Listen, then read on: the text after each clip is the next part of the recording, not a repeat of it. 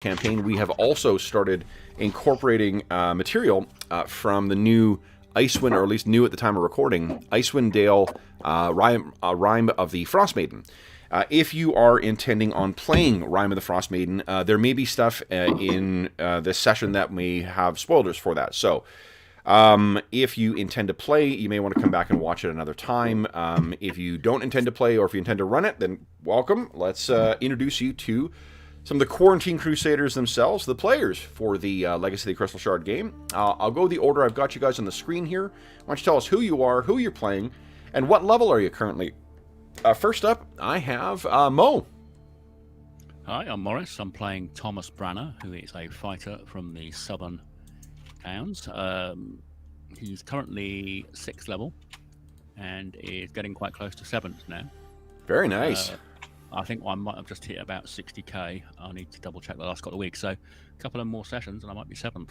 Wow, making your way up. Excellent. Next up is Dave.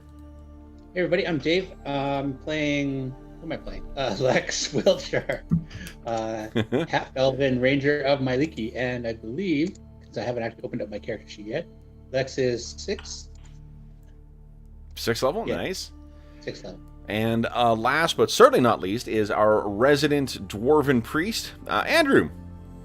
Hello, I'm Andrew, and yes, I'm playing Kola Hammerstone, Dwarven Priest of Clangeddon, 5th level, and man, I clearly have some catching up to do to these guys. Mo, 60,000? I'm at like 20-something.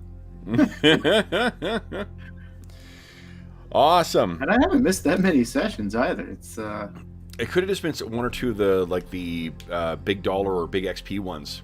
yeah, I definitely missed some of the bigger fights. No. Well, plus the fighters get their experience bonus for hit dice, so Oh, that's true too. if you're not a fighter, you're not getting those big cash-ins when we fight. That's true. How Also, I understand that us magic casters tend to, we get more badass exponentially, so we tend to go up slower. Yeah, that's most definitely. With Friday's Night Below campaign, we had a bunch of high-level fighters and some mixed cleric and fighters, and they were having, they were doing really well. They weren't taking a lot of damage against a big horde of orcs, but then the 5th level wizard showed up and was like, poof, there's 100 of them gone. Poof, there's 100 of them gone. So they definitely start when you start getting to those 3rd level spells, it definitely makes a big difference. Okay, so guys, Andrew and actually, it'll be Mo. So Andrew and Dave were not here last session. Mo, what happened last session? Well, last session we were exploring the lower or upper areas of the tower we found, which was strangely upside down. We had a very tricky fight with a glowing will-o'-the-wisp that took quite a bit of effort to put down. And we encountered some treasure and a very nice ancient chest, which we finally opened, and then the book collapsed to dust in front of us. Yeah. Oh. Yeah. Much to the disgust of Grimm. Yeah. We then spent a couple of days recuperating in the cave. John opened the chest a little bit, looked, and just went, ugh, and turned it over, so dumped the spellbook out, and it just turned to dust because it aged so much. Oh no! Yes. So that's why neither Falcor or Grimm are here, because they're off the campsite, like still fighting. They stormed off. Yeah. So we then spent a couple of days resting up in the cave with Osten, the polar bear. And then finally the weather cleared up enough to the point where we could move, and then we moved further south on the map. I'm not sure that's actually south in the right direction, to find a place to cross the river.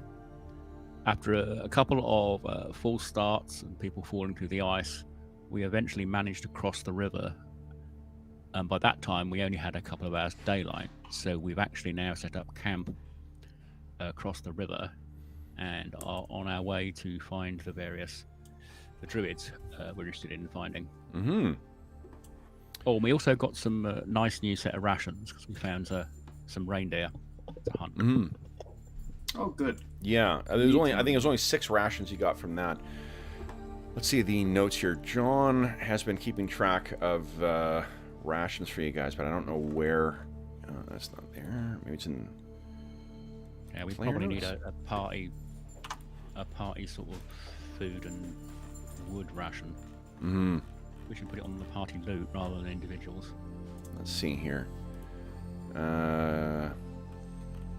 Party loot. Yeah, I don't see it in there either. Maybe it's on. Let me just take a look on Falcoral's character sheet. Let's see, just because I'll transpose it onto a shared thing so you guys can count it down. My Lex note still says, "Don't be mean to John." Haha. There's a lot of rivalry between Dorman and Droon in the Night Below game. Yeah, and it was carrying over into this game, and I'm like, that's not right. We don't have the same, character relationship. So. Yeah. Okay, let's see here. John has an extraordinary amount of stuff on his character sheet. Like it's really impressive. All of our stuff too. Yeah, he. My goodness, all of his spells. Oh yeah, wow. Okay, let's see here. Oh, that's a spell book he's looking at. Here we go. Okay, so here we are. I'm gonna cut and paste what he's got under the Traveler stuff, and actually I think I've got the perfect way to. Oopsies. That's what I want. Handout.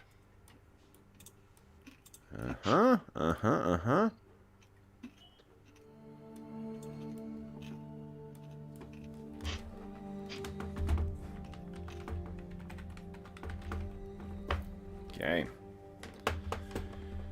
And I'll put this in all of you guys. All of you guys can edit it. And I'll put in description notes. Boom, rations. Okay. There you go, guys. Boom. 30 rations from reindeers and rams, 28 iron rations, 3 days of firewood, and then parrot and antlers. Oh, yeah, you have 1 more day before your tent. Oh, no, it means you're using the tent today. Actually, that tent should have been broken. So it'll be tonight is the last night you're going to be able to make use of the tent before it tears again. Because it needs to be repaired by someone who actually, knows how to repair stuff. Ostin actually probably knows that, though. So you have that advantage. Anyway, so then... let's see what happens with the evening. And Dave, Les, do you feel that the weatherman responsibility always just turns out poorly for you? Mo rolled a blizzard yesterday, so... Yes! I mean, oh, that sucks. So, it's not just your luck. Okay. Roll20 likes those weather pools. Mm-hmm. All right. Let's see.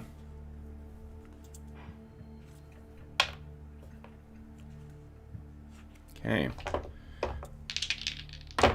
And let's see what this says. Okay. Give me 1 sec here, guys. I need to check one thing. One small thing. I hope everyone had a very happy Halloween as well. Dave got to spend it locked up in prison vicariously. Breaking out of prison, I believe, is the correct way. This is true. That is very true. And casting some pretty awesome shadow magic and... Yeah. I rewatched the session last night, and the use of Mind Blast or whatever it was, or Mind Flay on the giant Murloc was pretty great. Okay. All right. Nothing like a little necromantic energy to make everyone feel better. Heck yeah. I'm glad you feel that way, in light of what's about to happen.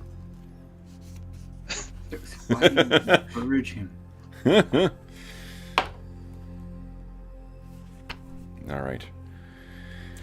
So then, guys. Let's talk about the camp. grab you guys here.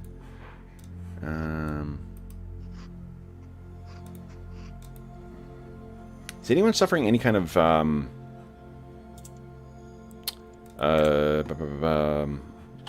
attribute loss right now still?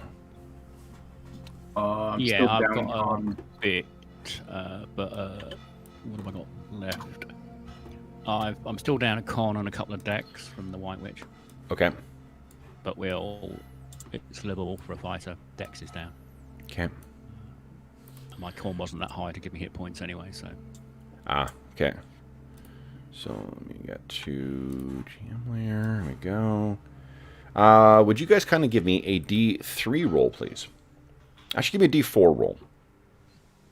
Change my mind. We'll let Osten be on watch as well, too. Oh, interesting. So it is Osten. Who's going to control Osten today?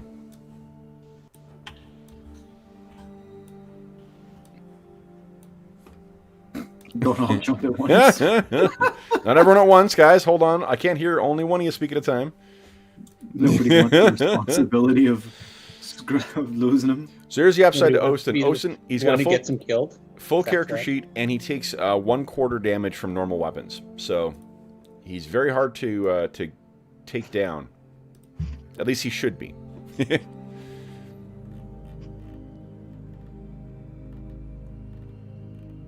All right. No one's biting. Nice. All right. So I then, make no promises about handling him well, though. I am unfamiliar with any class except my own. I think there is a fairly simple subroutine that you go through, which is Claw, bite. yeah, apply claw, apply Fair. claw, apply bite, repeat. Go to line 1. Let's see here. All right. Okay, so I love how wide open this map is now, too. Pretty cool. Pretty cool.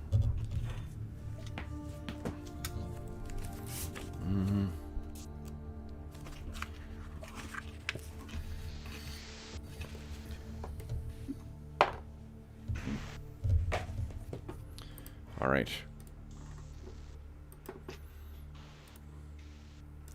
Now this tent you can picture tonight is pretty much on the verge of of being destroyed.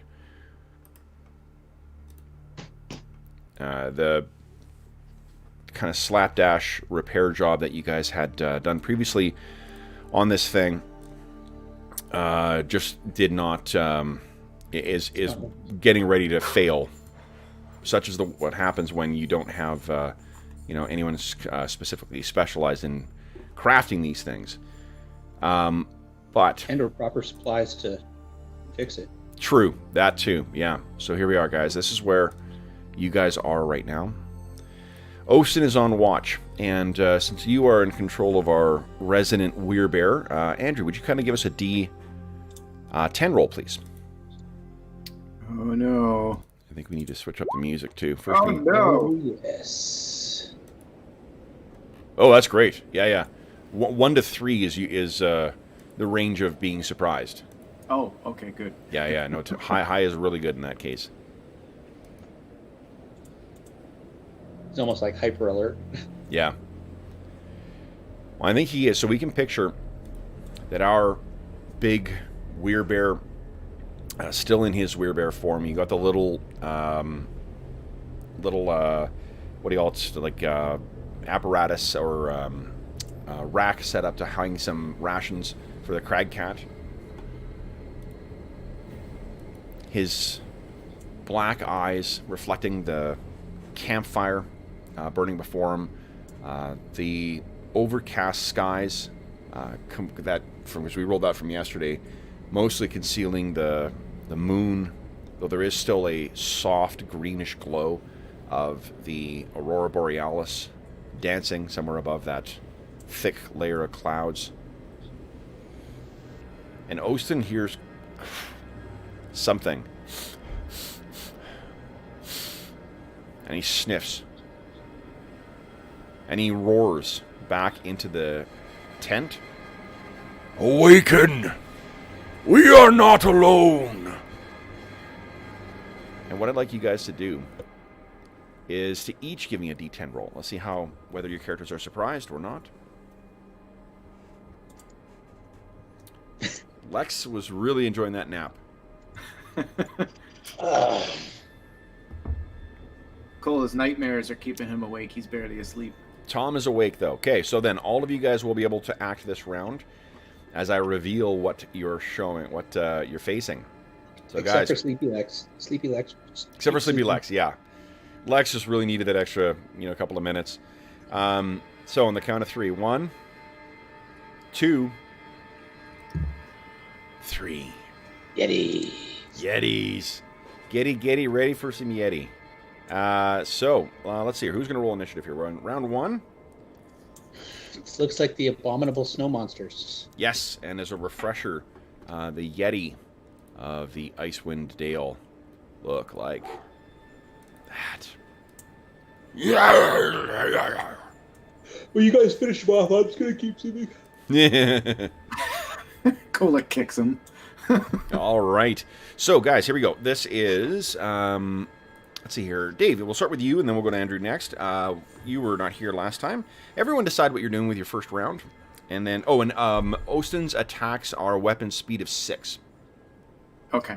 Yeah, I got his character sheet up here. Oh, great. Okay.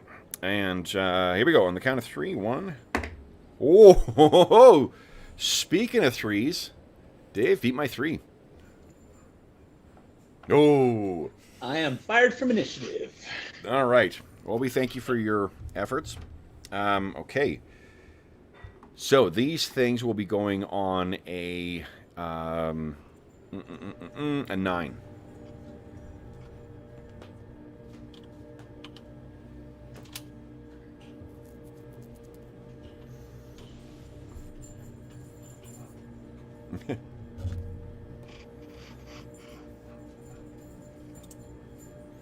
Awesome. Okay. No sleeping yet. Of course you are. All right. So then first up is Tom. What are you doing, Tom? Well, I presume I've heard Ostin say something, so Yep. I'm going to grab my sword. Yep. 10. And stand up. Okay, guys. We don't need to go through this every time. Remember, if you are asleep, you need to spend an action to get up and to grab your gear. Oh, right. So that's the action then. Okay. Yep. Okay. Next up is Cola. What are you doing? Same. Getting up, grabbing my axe. Okay. And getting ready. Sounds good. Then it is I know on 9 is them. Could I wouldn't be able to kick Lex and help him waking up, or is it I just? think he's waking up. It's just that kind of, waking up and trying to figure out what's happening. Oh, fair enough. Yeah, it's fair not that enough. he's genuinely sleeping through it. It's just he's having a bit of kind of I just don't get to act this. I just don't get to act this round, so Yeah. I gotta wait till next Fair round. because enough. I was Yeah. surprised. Okay, and let's see. Damn helps. And they call us dwarfs slow. A mine. 1, 2, 4, 6, 9. Okay, so this one comes running in on a charge. That means he can get in there too. And let's see here. 1, 2, 3. Oh, Olston's pretty hard to take down. He's pretty tough. Says the guy. He says as he throws 2 monsters right at him. 2, you say? Hope you didn't like your NPC ally. Okay, and then this one is going to smash the tent. All right, so I got a couple attacks on.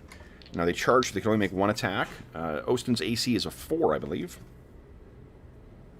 Okay.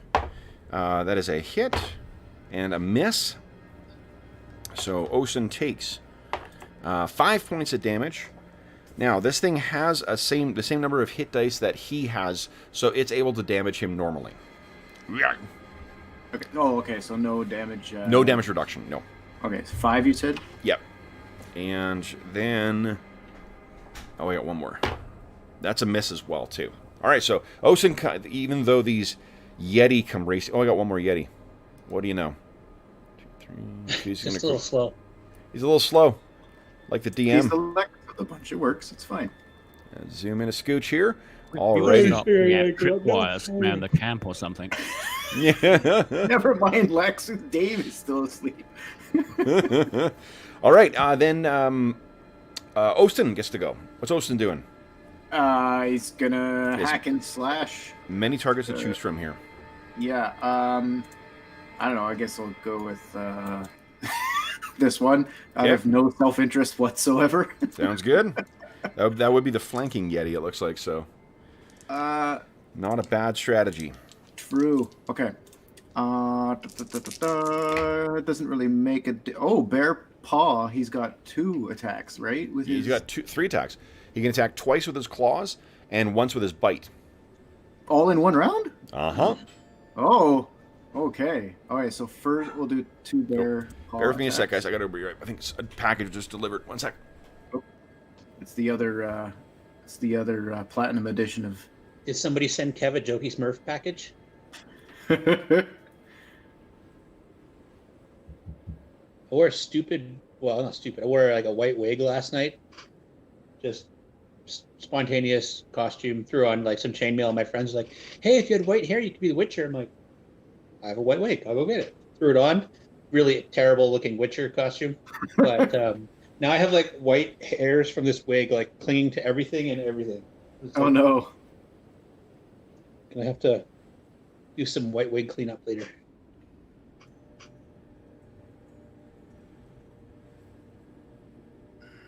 We got this. We got this. Oh, I mean we've fought Yetis before. Admittedly, there Yeah, were we like just gotta 8 make of sure us. Olsen doesn't die. Yeah. We kind of need the guide. At least until we get to the druid and make friends with them. Then, whatever. Oh, I like Austin, and I haven't even had enough interaction with him yet. Yeah, he's pretty good. He's good at watching the animals while we, spelunk into upside down towers and stuff.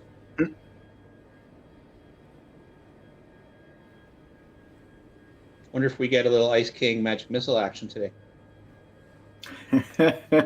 We'll go check the chat, see what people are doing over there. Oh, Jeff Nelson, sorry, I didn't mean to, steal your thunder. Nope. Sorry about that, guys. I've got a new computer. It's being delivered by Canada Post, and when they delivered the monitor, they just left it outside, and It's really getting more and more common. Like, yeah. I mean, like they rang the bell for it, but I mean, like they kind of rang the bell and then ran off. Like they didn't bother knocking on the door or anything, or waiting to see if anyone was there. But I didn't want that sitting outside. Okay, so how did? You haven't attacked yet. no, sorry. So I was waiting. Go right ahead. So this is the first. Nice. That's a hit. Do damage. Too many character sheets open now. Okay. Ooh, Okay. Not bad. Second attack with the claw. Okay. Ugh. Yeah, Don't know if that does anything. That does not hit. No. Okay. All right. Then the bite. I guess an E for effort, but that's it. Okay. Ooh, you bite go. hits. Yep.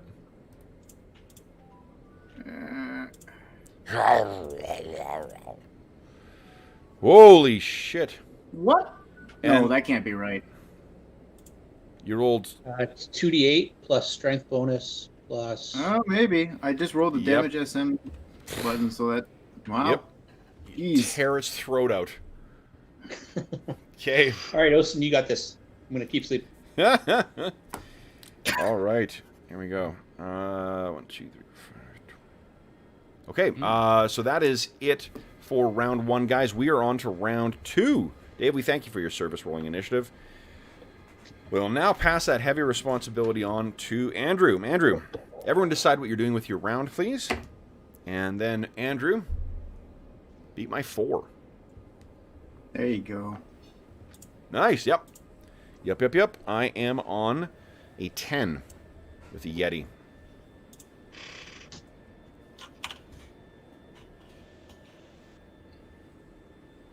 Okay, nice. Alrighty. So first up will be Tom. What are you doing, Tom? You're up now, and you can see there are 2 Yeti that are trying to tear their way into your tent. question is, do I go out the front and fight from inside the tent? Well, he's going to go out on... So it's 5, 10, 15.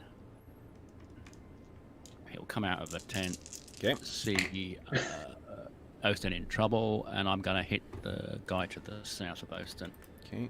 Let me put a health bar on him. There we go. Bar on him. Go right ahead.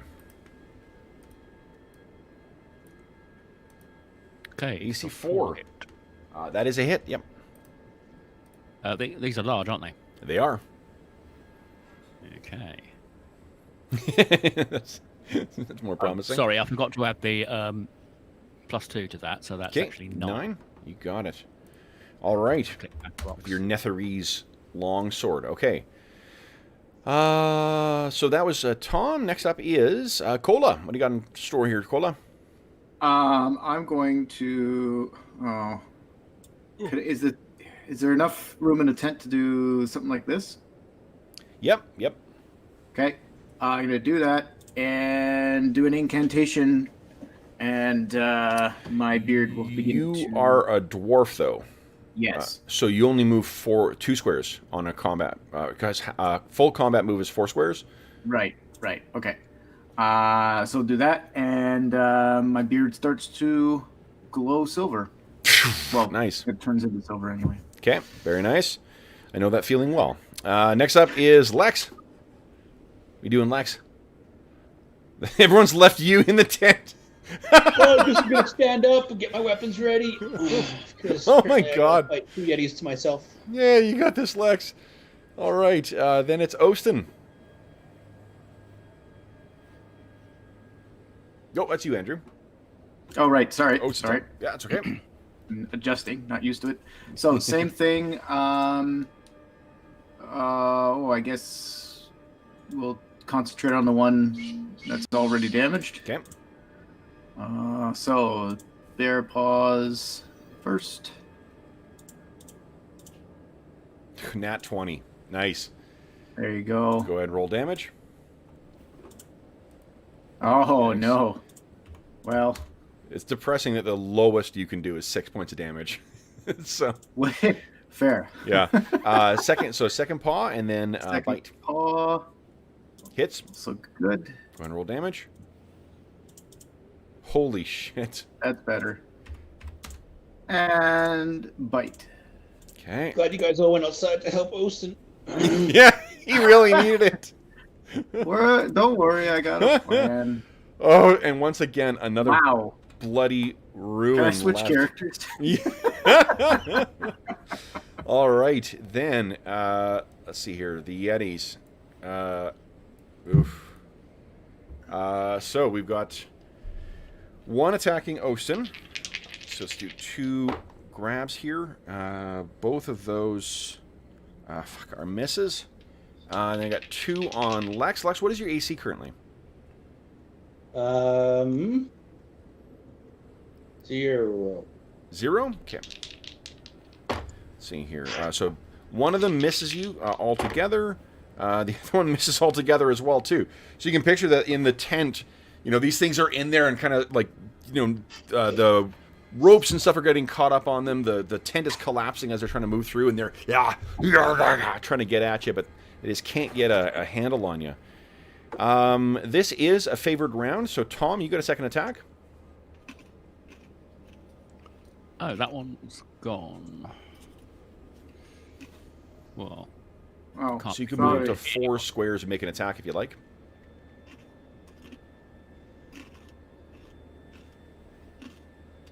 actually, no, I can go there and sort of...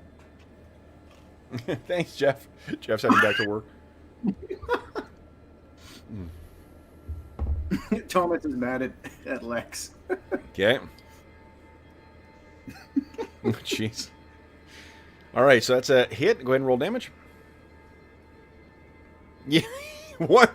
Clearly, Osten needs help here. 17 damage. Not bad. Not bad at all. Okay. Brutal stroke of the sword on that big Yeti. And then I think that's it for second attacks. All right, so then, guys, we're on round 3. Andrew, you're still kicking my ass with initiative, so everyone decide what you're doing for the round. And then, Andrew, would you kindly beat my 4?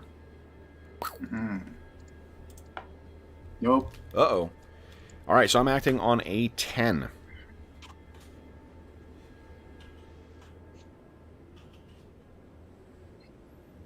All right, first up is Cola. What are you doing? I'm gonna jump back down here. Okay. Look at the Yetis they're attacking. Look at this one. Yep. And I will go grim-faced, and let's do a throwback to the very first episode. And I'm gonna yell out, "Flee!" Nice. Now, Command it to run away. Yeah, and command, I think, it's 5 hit dice or less is what you need, or 5 hit dice before you start getting a save against it, right?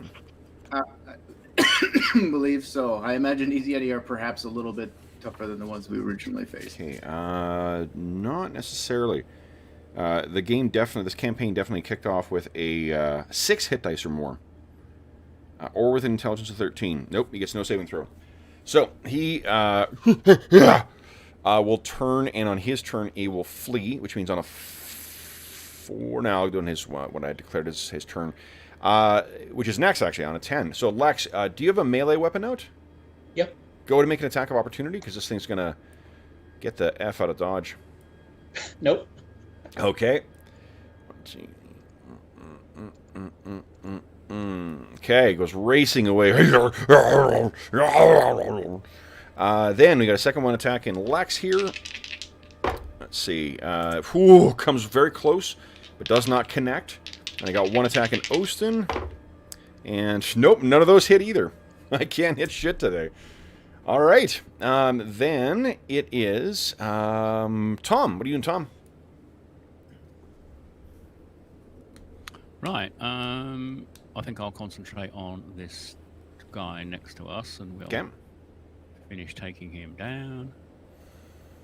Oops. Ew. Oh, that is a hit. Okay. I saw Lex's attack there. Yeesh. Lex swings and the rest of the tent comes down on him. Makes sense. All right, so that is... yeah, so... Wow. You've hacked into this thing once at the end of last round, and then it sort of pulled back, left an opening, and you plunge this Netherese sword of yours into its, like right along where its jaw is. Bring it back, and it drops down a bloodied heap. Ostin kind of looks down at you and like nods approvingly. Then it is Lex's turn. What are you doing, Lex? I guess I'll attack. That's what I decided to do earlier. You're going to leave it to Ostin. That's a hit.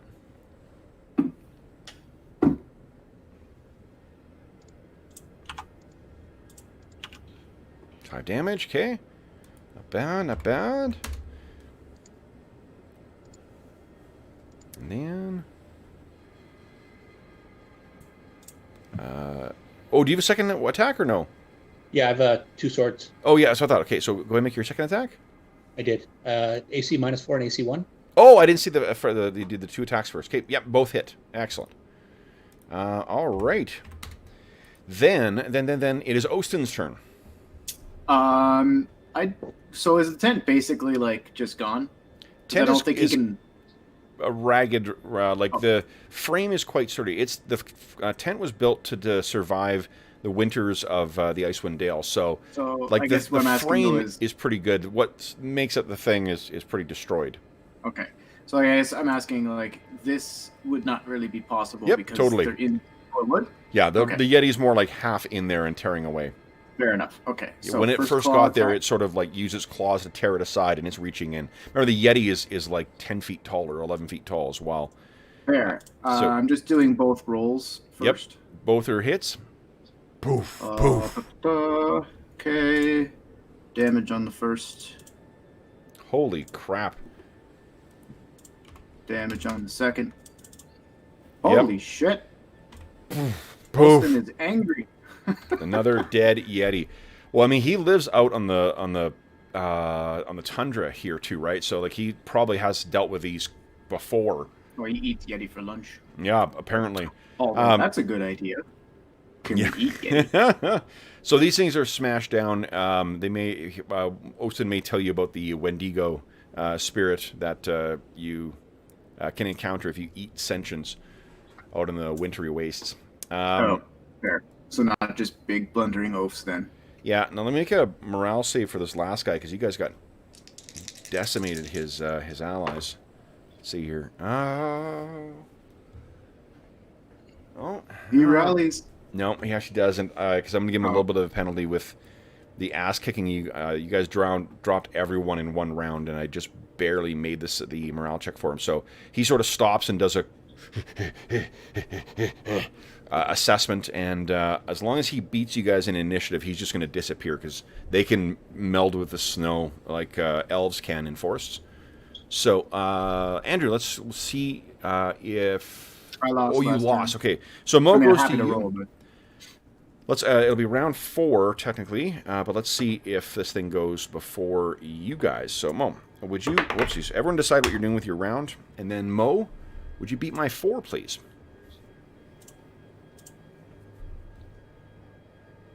Yeah. So yeah, it just fades and disappears into the blowing snow.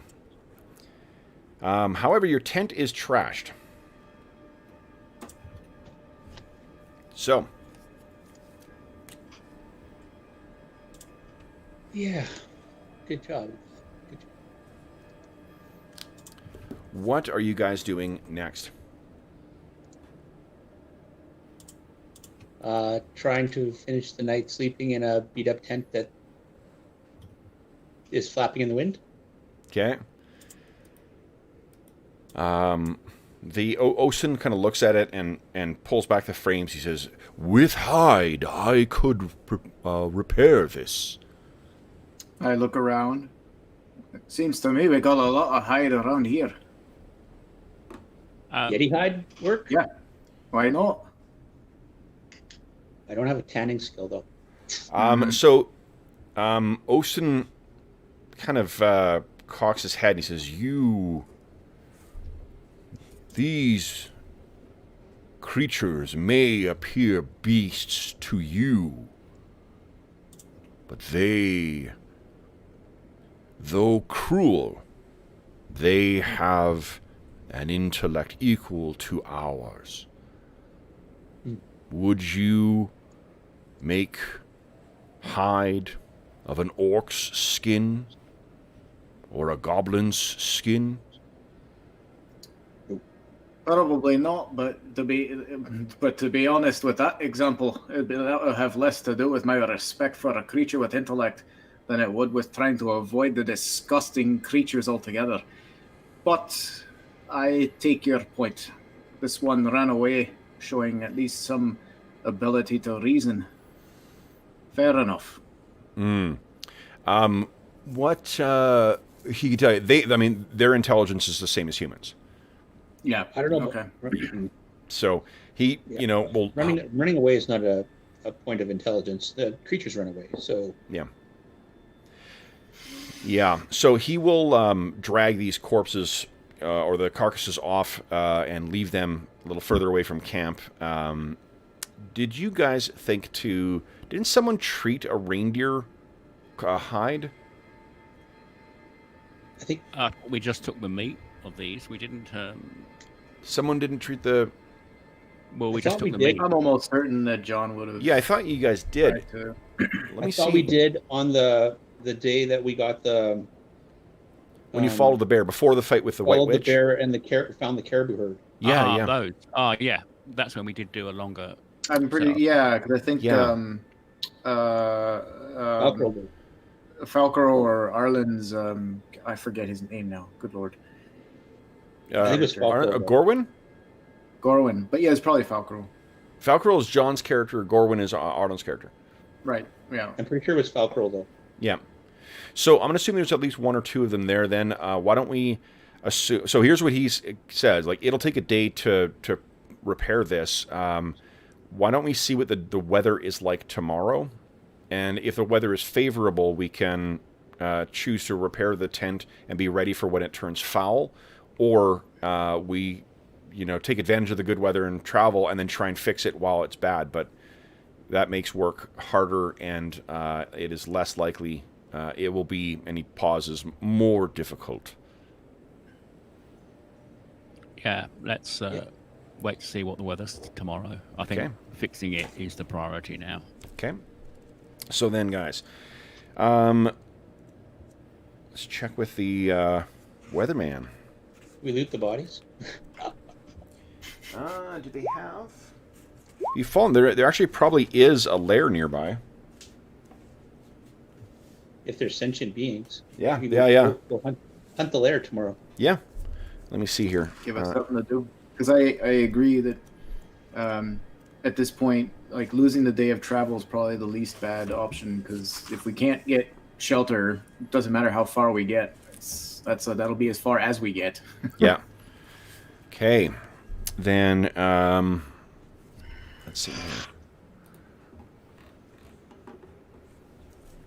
All right. So 72. There actually isn't. I don't think there's precipitation today. 1 sec. There we go. All right. Yeah. No snow today. But it is pretty windy. Like 20-mile-an-hour winds, and it is completely overcast. So, not a terrible day for trying to get work done. Sounds good. Okay. I think. Well, I'll help Austin with the tent work. I'll go out hunting. Should we look for wood as well? Yeah, Tom, do you want to go look for wood? Yes, certainly. I will do my wood gathering duties. Okay. Then let's start with the morning. So no wood. Do you guys? Someone go to the party rations thing and mark off 4 rations as well, too, please. As you guys gobble down some stuff. Anyone calling that? Party rations? Yeah, I think it's a handout that I showed you guys before. Yeah. Oh, it's at the top. Yeah. Here, I'll move it down to where the other party things are too. So it's easier to find. Okay. So 30 rations, reindeer. Take that. Yep. From there. Yep. Take from the fresh stuff first. Okay. Those skeletons are just a helpful reminder of what awaits you if you run out of food. So if we're going to be just hanging out here all day, we're going to need a day of firewood. We are. Yep. So that'll be down to 2. Okay. So Tom finds no things. Anyone want to roll for hunting? I think Lex. Yeah. Yeah. Okay. I'll go hunting. Okay. Do you have the hunting proficiency? I do. Excellent. Okay. So nothing in the morning. Now, what you can do... Oh, hold on. I got to roll for what events are happening today, too. Gibberlings? Oh, man. God.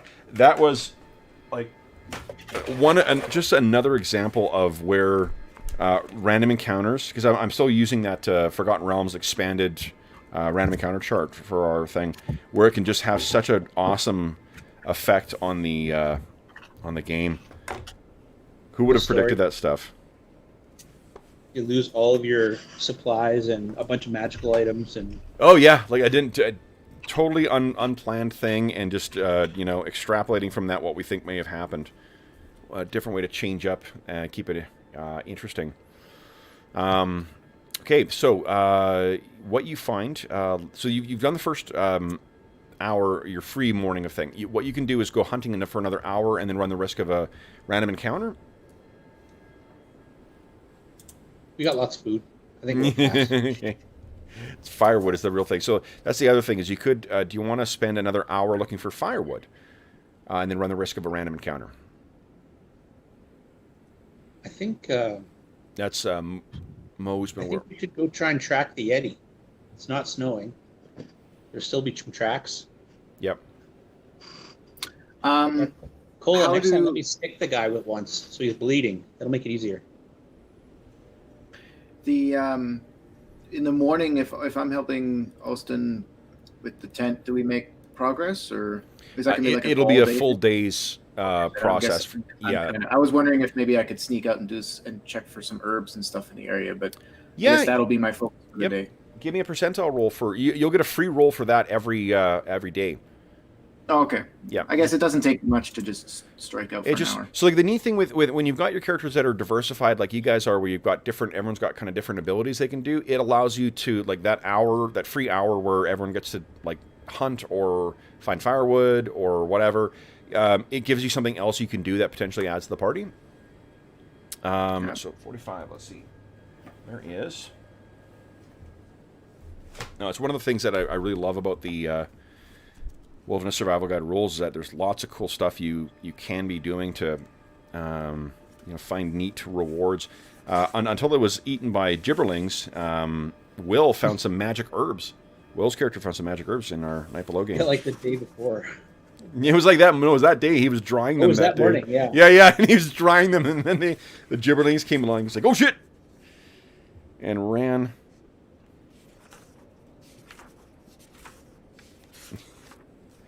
Okay.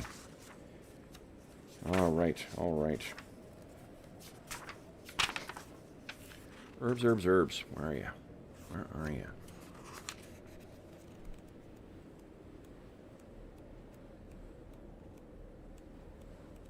Oh, shoot. Actually, got you here too, Andrew.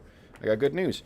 So I actually picked up another copy of the PHB because we thought Moe's had gone missing, but then his just showed up. So I have a nicer edition of the... remember I promised you I was going to get you a better looking version? Well, not beaten up, so I'll be sending that. If you can send me what your new mailing address is, I'll get that off to you.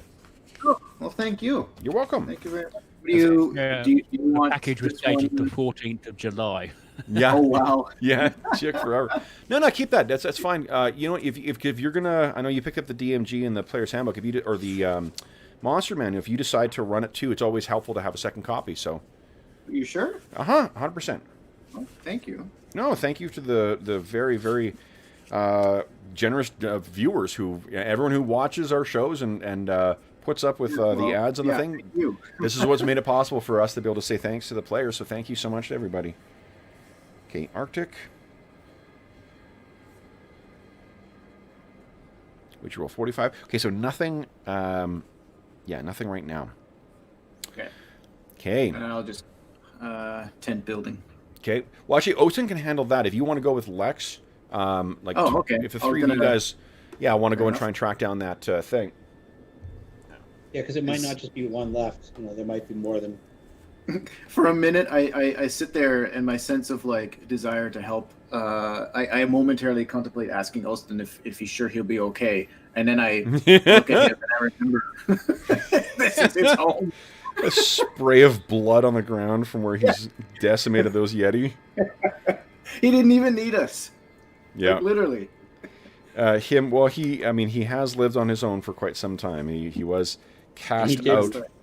He's a bloody polar bear for heavy picks. They are massive. Yeah. The only downside is when they get when they get set on by a big group, because our other one, although I think we fucked up and forgot his resistance, but the werebear in our other campaign, he got he was taking full damage from arrows and swords, so yeah, he shouldn't have gone down so quick. All right, give me a sec here, guys. Actually, we got because this will definitely be a loot you'll want to try and recover, but let me just quickly switch something over. Okay. One of my favorite tools on Roll20 now is the Transmogrifier. To be able to grab shit from one of my games and drag it into another. Oh, that's cool. It's awesome. Okay, so let's see here. I am going to this one. And I need... Yes. Okay, so let's take a second for this to load up here, guys. But I guarantee it shall be worth it. Is it in here now? Still copying. Yep. Oh, no, maybe there. Let's see. Is it? Is it? I've only bought 1 or 2 of these modules as well too, like the ones that the pre-made stuff from Roll20, and the maps are pretty freaking good. I got to say. Go.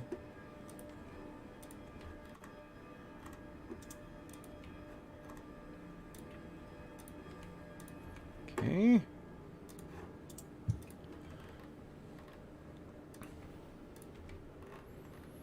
All right, guys. Here we go. Let me grab your tokens from...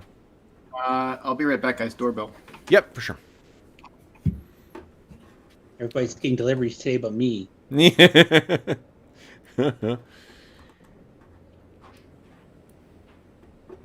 now where? Oh, shoot. I should do this. All right, guys. Where are you? There you are. All right. Now, for those listening at home, my apologies. I'm sure this is thrilling stuff, watching us set up a board here. I'm not even watching you do that. I'm watching the camp set, so I guess I could go to the other screen and watch what you're doing. Well, you know, the only I suppose upside to the to that is seeing how the transmogrifier works in Roll20. It's because it's, let's see here. Oh, what level But try not to look in on what you're doing when you're doing stuff, because I don't want to see the map. I don't want to even though I would honestly not try to metagame, I don't want my brain to know more information just in case. For sure, yeah. No, that's that is because you are an awesome player. Well, I don't know about that. Save versus blushing. Ooh, come on. Okay, let's see here. Okay.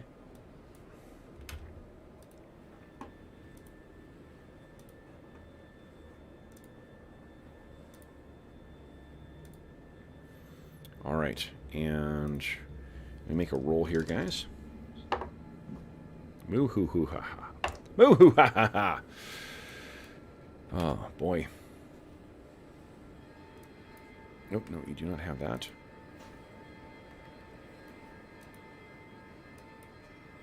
What is the radius of the headlamps, guys? Do you remember? Was it on your character sheets? Thought it was just better than a torch. Was it 30 feet?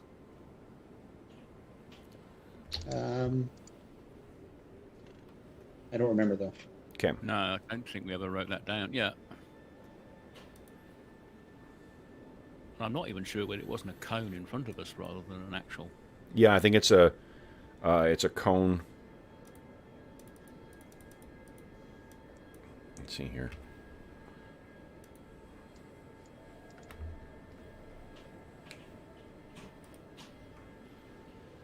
Oh, hold on here.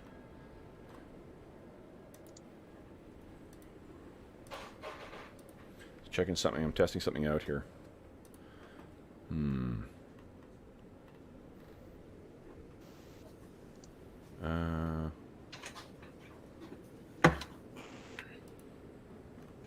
Sorry about that. No, that's totally fine. Where on earth did that come from? Oh, know, we're still but we- looking for the When I asset. Google D&D miner headlamp, I end up with a bunch of like real life mining lamps. Yeah. So I'm trying to Wow, find. we're waiting. You know, I, I'll stop fucking around with this and just put this on Or here. even if you put 20 on, whatever. That's fine. No, that's fine. You know what I'm doing is I'm actually there is a way of setting up directional light. Let's see here. I wonder if this works. On it, so you can have just like the zone ahead now. I got to fuck around with it and figure out how it works. It's one of the new dynamic lighting features.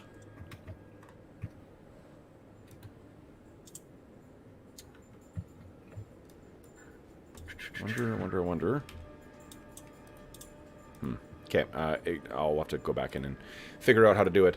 Okay, so guys, let's see how far away it's going to take it. First off, Lex, would you kindly give us a tracking check, please? You guys are sitting on 3 astonishing fortune still.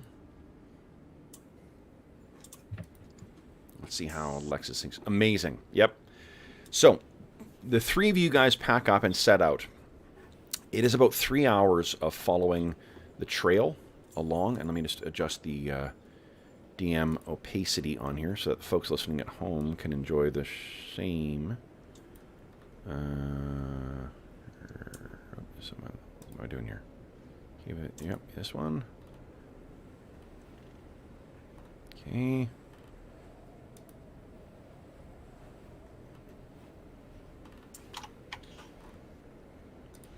Here we go. Dynamic lighting zone. Darkness, opacity. Here we go, guys. Boom. There we are. That'll be a little more exciting for folks at home. And let me drop a couple of interesting things in here, guys.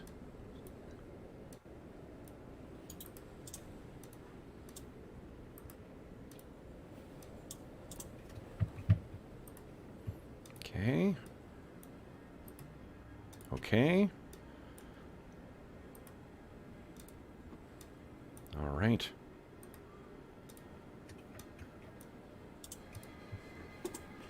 Okay, guys. So, 3 hours of travel across the trackless tundra of the Icewind Dale, heading towards the, I guess with the looming Spine of the World Mountains before you. And it's later in the day when you guys, it's about 3 hours, so about 11 o'clock, when you guys finally come across a switchback path that seems to lead up towards some caves set into the side of the looming mountains. And let me show you here, guys. This is where you guys are. You are right here.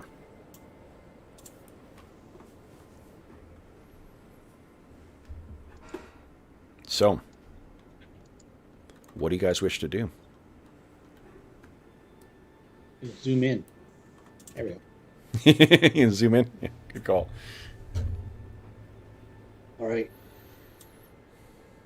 Are we happy with the party marching order there? I'm quite happy to go at the front.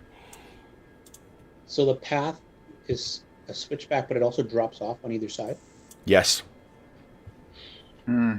Careful, fellas. Could be dangerous. Is it very icy? Because we could put the crampons on. Would not be a bad idea, definitely. Yeah, in that case, with my mountaineering expertise, I'm going to suggest we take 10 minutes to put our crampons on. Okay. Just in case.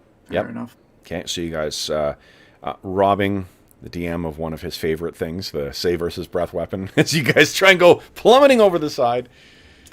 Good call, Mo. Cola, I think my stout frame and such.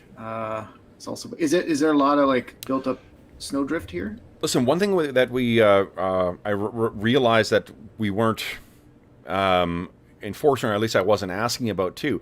Remember that it takes you when you're prepping spells, it's 10 minutes per spell level per spell. 10 minutes per spell level per spell. Okay. So if you're prepping a 3rd level spell, that's a half hour that you need to prep. That prepping in the morning. So one of the things to just be aware of is how much time you're going to need to do that stuff. Because I know that burn through a lot of spells, you get to spend a lot of time the next morning getting spells back. Yeah. Dave and Dave and John's character in The Night Below were spending like 3.5 hours prepping for spells after, doing a full Nova the day before. That is, I have not really been, full disclosure, have not really even been aware of, let alone doing that. And it's not something it's something I haven't mentioned since we first started playing. And it dawned on me the other day, and wait, hold on. How long is it taking you guys to do this stuff? So It's fine. We'll just make sure we keep track of it from now on. We're assuming that you took enough time to prep whatever spells that you do have selected. Okay. Okay. All right. So then, guys, you can feel free to start moving your tokens, and I will tell you when or if something happens. Knowing that this is the lair of Yeti as well, too, is there anything you wish to, any specific considerations you want to make? How do we want to do this? Do we want Lex up front? Do we want me to sneak? I really can't sneak too much because I'm in my banded armor, but or do we want to just have Tom up front with his big sword out? And you guys lead the way, and I'll shoot past you. I think let's at one point. I think it would be good if we, when we know when we're heading up towards with the entrance of whatever it is we're gonna find. If we get enough of a heads up, give me a moment, eh? I'll do a little blessing on us, but I need a little bit of time. Not exactly, as you know, not exactly something that is great when I only start casting this when we're already in the thick of it. Fair. Only because it takes a whole turn for me to, or a whole round to cast it, and then half the time I cast it, you guys are already in combat. So if we get the chance, I'd like to try to cast that before we jump in. Okay, well, you and Tom move to the front, and you guys move at dwarf pace. I'll stay behind you and have my bow out.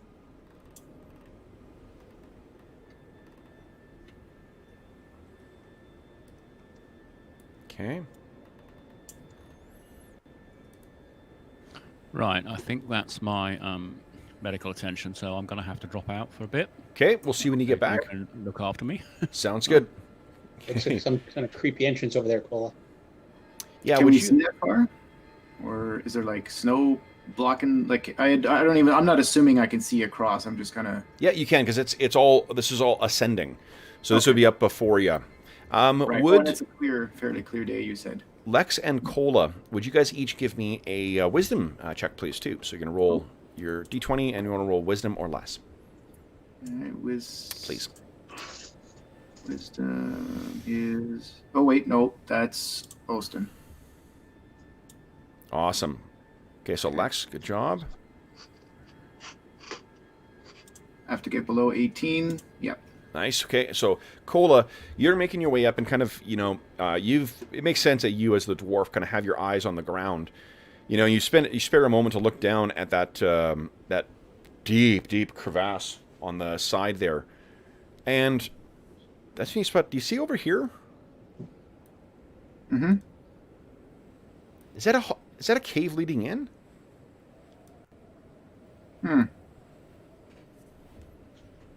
Like a miniature, like a...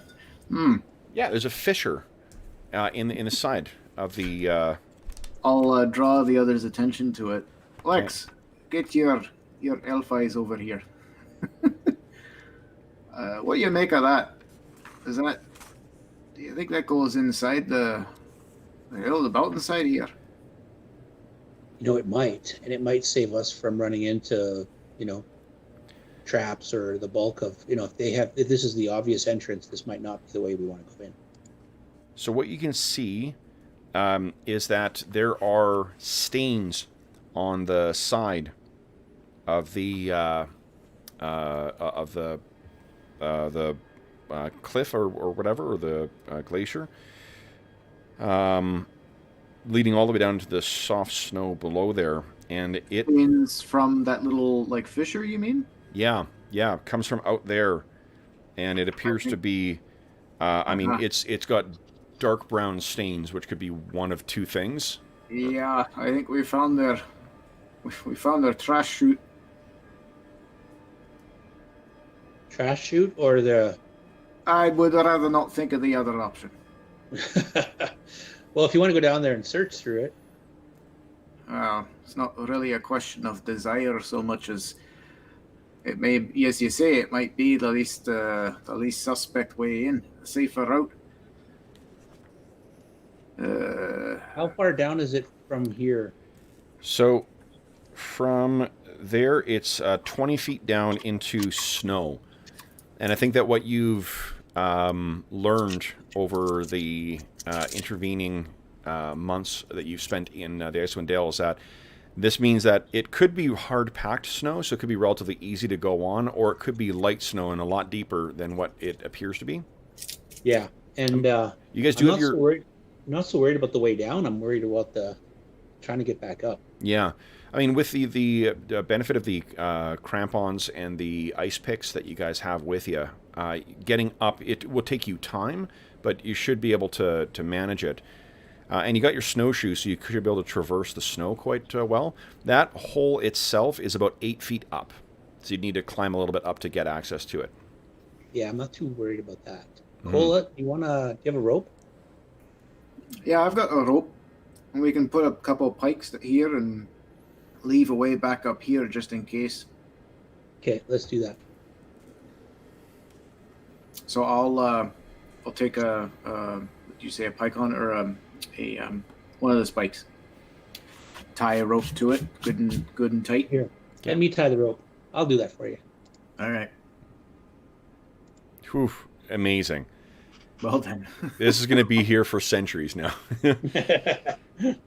All right, so you need to get that thing secured now. Lex is down about 8. Oh, Lex, did you heal last night too? I put 1 on, but that's fine. Oh, you should be 2 more, because Cola has medicine. Ah. Or first aid, so you can heal 2 more. All right. So then, what do you guys want to do next? I will rappel down and I'll sit on the side and I'll put my snowshoes on. Okay. And then so you're gonna go down the side and you're on your snow with your snowshoes on? Well, I can go down on the rope and lower myself down on the rope until the snowshoes touch, and then test the snow. Just give me a percentile roll then, please. Ooh. That's fortunately with all the preparations you made, you're okay. It's a little bit. It's not as. It's not as bad if you're not a dwarf. Yeah. Dives, so but I'll go on the snow and at least test how it is, and then I'll take my bow and try and push it down into the snow to see how deep it is. Okay. So you test it, and it is. Here, I'll leave it to chance here, because you guys have got quite a bit of heavy snow. No, it's pretty heavy packed. This is what the former kind of snow where it's quite packed in. So especially with your snowshoes on, it'll be easy to traverse here. So Lex will tap the snow off his bow, and he looks up at Cola. He looks down at the snow. He's like, "Yeah, it's safe to come down," and he steps away from the edge. Okay. All right. I'm gonna keep the snowshoes off, and I'll use the crampons to scale down. A little bit more slowly. Yep. So it might take me a bit of time. Sure. Just give us a percentile roll with if you're leaving your crampons on as you make your way down with the snowshoes kind of stuffed in your pack. Just go ahead and give us a... Yeah, I'm actually going to... oh my god, I can't even think of the term. I know the term. I'm going to use the mountain to walk down slowly. Definitely. Okay. Okay. Rappel? Good Lord. Yep. Easy. So like a master. You Slow slowly... and steady, Lex wins the race, right? Yeah, and when you step out, the snow is actually packed tight enough for you to stand with your crampons on. If you want, out of an abundance of caution, you may want to put your snowshoes on, but you're not sinking in right now. Yeah, Lex thinks it's pretty packed, so you could probably just try.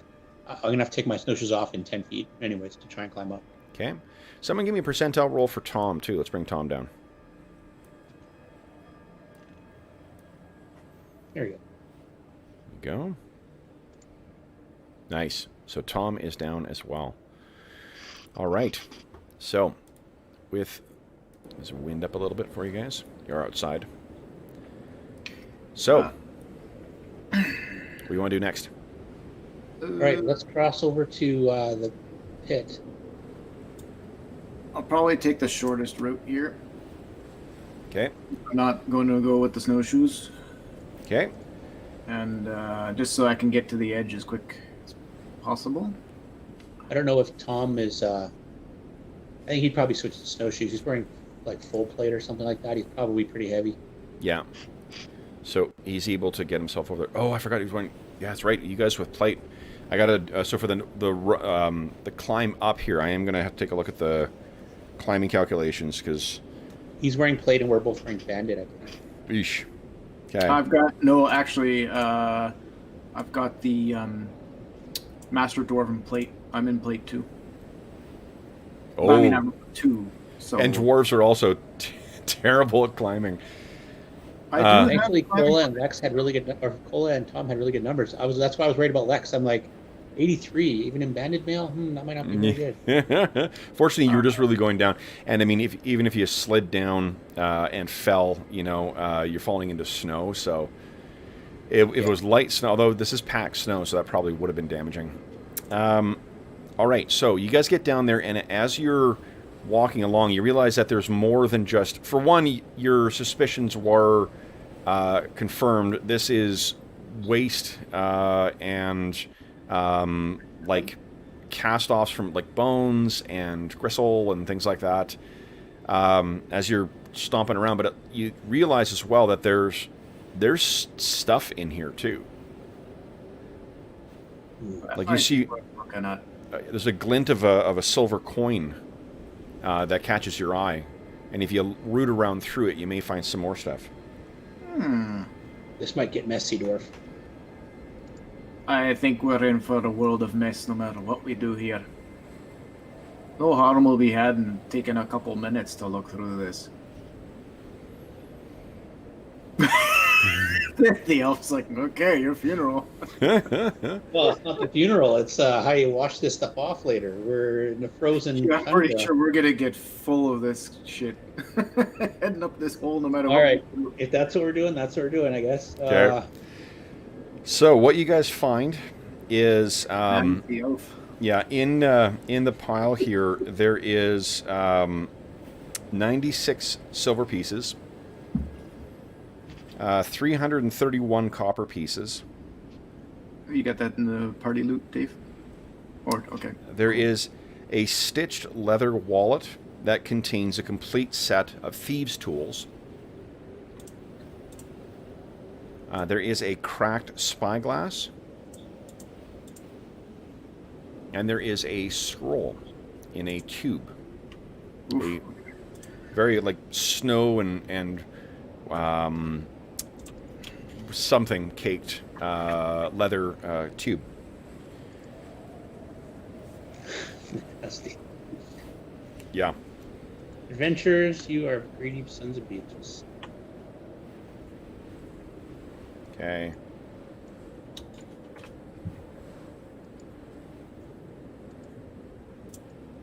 Okay. After, kind of finishing digging around, you're confident that you found everything that has sort of sluiced down this path here. What are you guys doing next?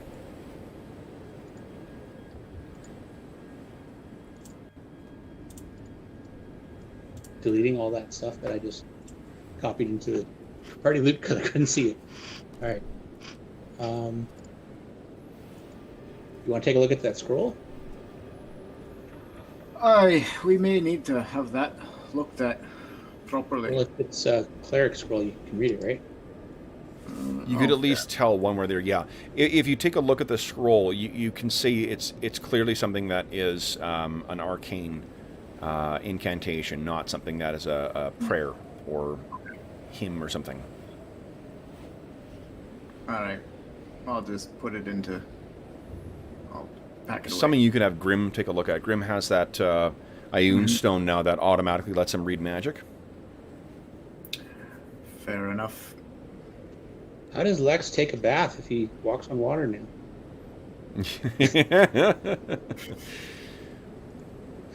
So, I'm trying. Can't get into the water. what are you guys doing next? I'm gonna check out that cracked spyglass.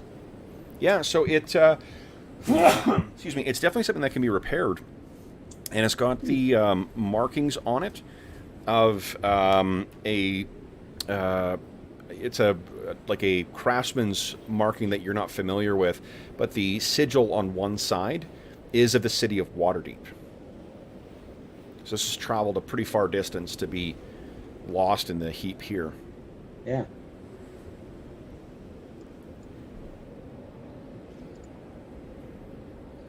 Arcane.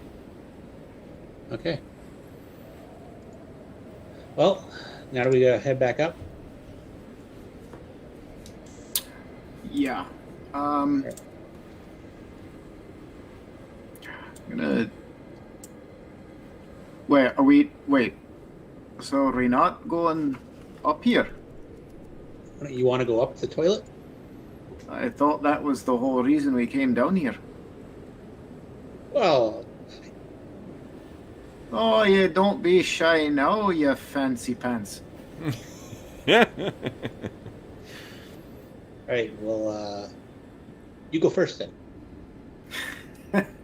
Okay. I look up at the 8-foot climb ahead of me, and I look at him and go, "You forget I'm a dwarf."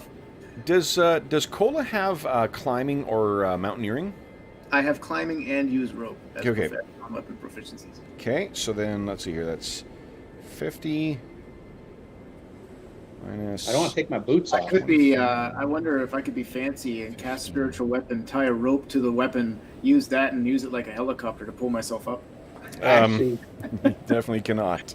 so Kevin, does it go straight up this tunnel, or does it go kind of diagonal, or? It goes up. Okay. Lex sits down on the snow, takes his snowshoes off, Cola, how Take it. encumbered are you? takes his boots off. Let's see. Won't matter. I can get you up there. Total weight 101.5. I guess light encumbrance would be 100, so I guess I'm lightly encumbered, just barely. Okay. So Lex spider climbs up the side. so Lex makes his way up to I'm the. sure half of that encumbrance is like stuff I've been carrying since day one that I could probably just dump at this point, but it's fine. Okay, so yeah, Lex is easily up there. It'll be for Cola to get up there. Let's see, Lex, can you? Well, I have a rope too, so I can. Yeah. I'll just take my rope up there and try Sure. to secure it someplace. Let me just move something from GM layer down to you guys here. Boom. You see that dotted line? The rot grubs. Sorry? The rot grubs. Yeah. No, here's. So let me move you in here. You see that thing going up there? Okay. Yeah. Yeah. That's the tunnel that's leading up. It's Okay. about 8 feet high, and it leads up. You will have no difficulty. You climb on the ceiling and actually keep your That's feet. what I was thinking. I don't have to worry about getting dirty either. If it's at an angle, I'll just climb along the ceiling piece so that let all the detritus sit there for Cola. Yeah. Cola. So my calculation is with the crampons and a secured rope from Lex at the top there. It'll be a 70% chance with your climb. All right.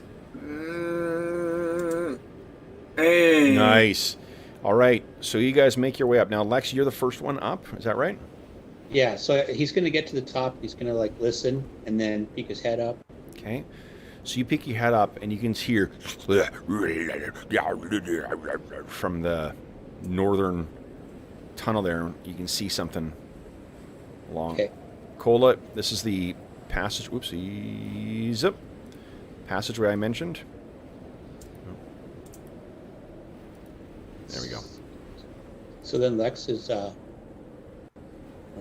goes up the hole and holds onto the rope and Okay, give me a sec here. ties it to a stalagmite. Cola is unfortunately not a particularly quiet thing, so let me see if... So it's time for our mid-session break, which may give Mo enough time to it, but you get up there, Lex, and you're like, completely silent. You can position yourself up here because Cola's going to be quite a bit slower, but by the time Cola finally is like clanging and banging his way up the edge of the pit here, these things have just heard you and are going to be Tom, coming you better hurry your ass up here. running down. So let's save initiative rolling for when we get back for our mid-session break. How's that sound? All right. Okay. All right. So for those listening at home, we will be back momentarily. So back in about 5 minutes.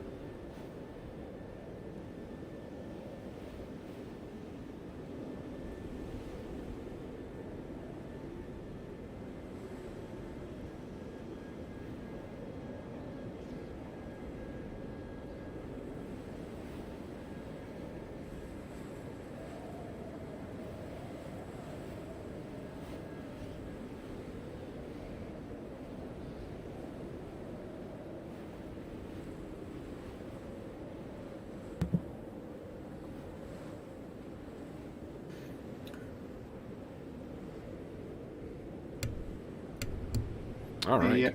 I sent you my update, my new address, Kev. Oh, terrific. Hey, thank you. DM in Discord. Yeah, perfect. I need to mail a couple of things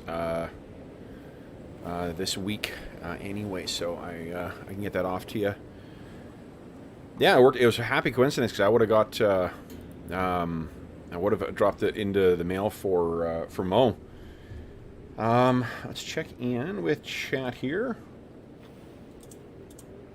Oh, terrific. Yeah, I got your email now. Thank you. Okay.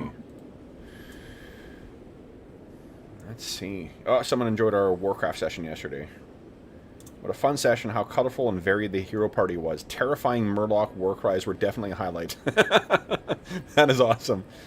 I told my son that the most important thing for me to make sure I try and get right was the sound of Murlocs in our session. So, that makes my day. Let's see here. Fred, what's shaking? Brian, what's going on? Morning, guys. Jeffrey, howdy. Ice King, what's going on? And yeah, no, sadly, no magic missiles today. At least not on the player side. Those famed Yeti mages, though, they may have something in store for our heroes. Oh man. Okay.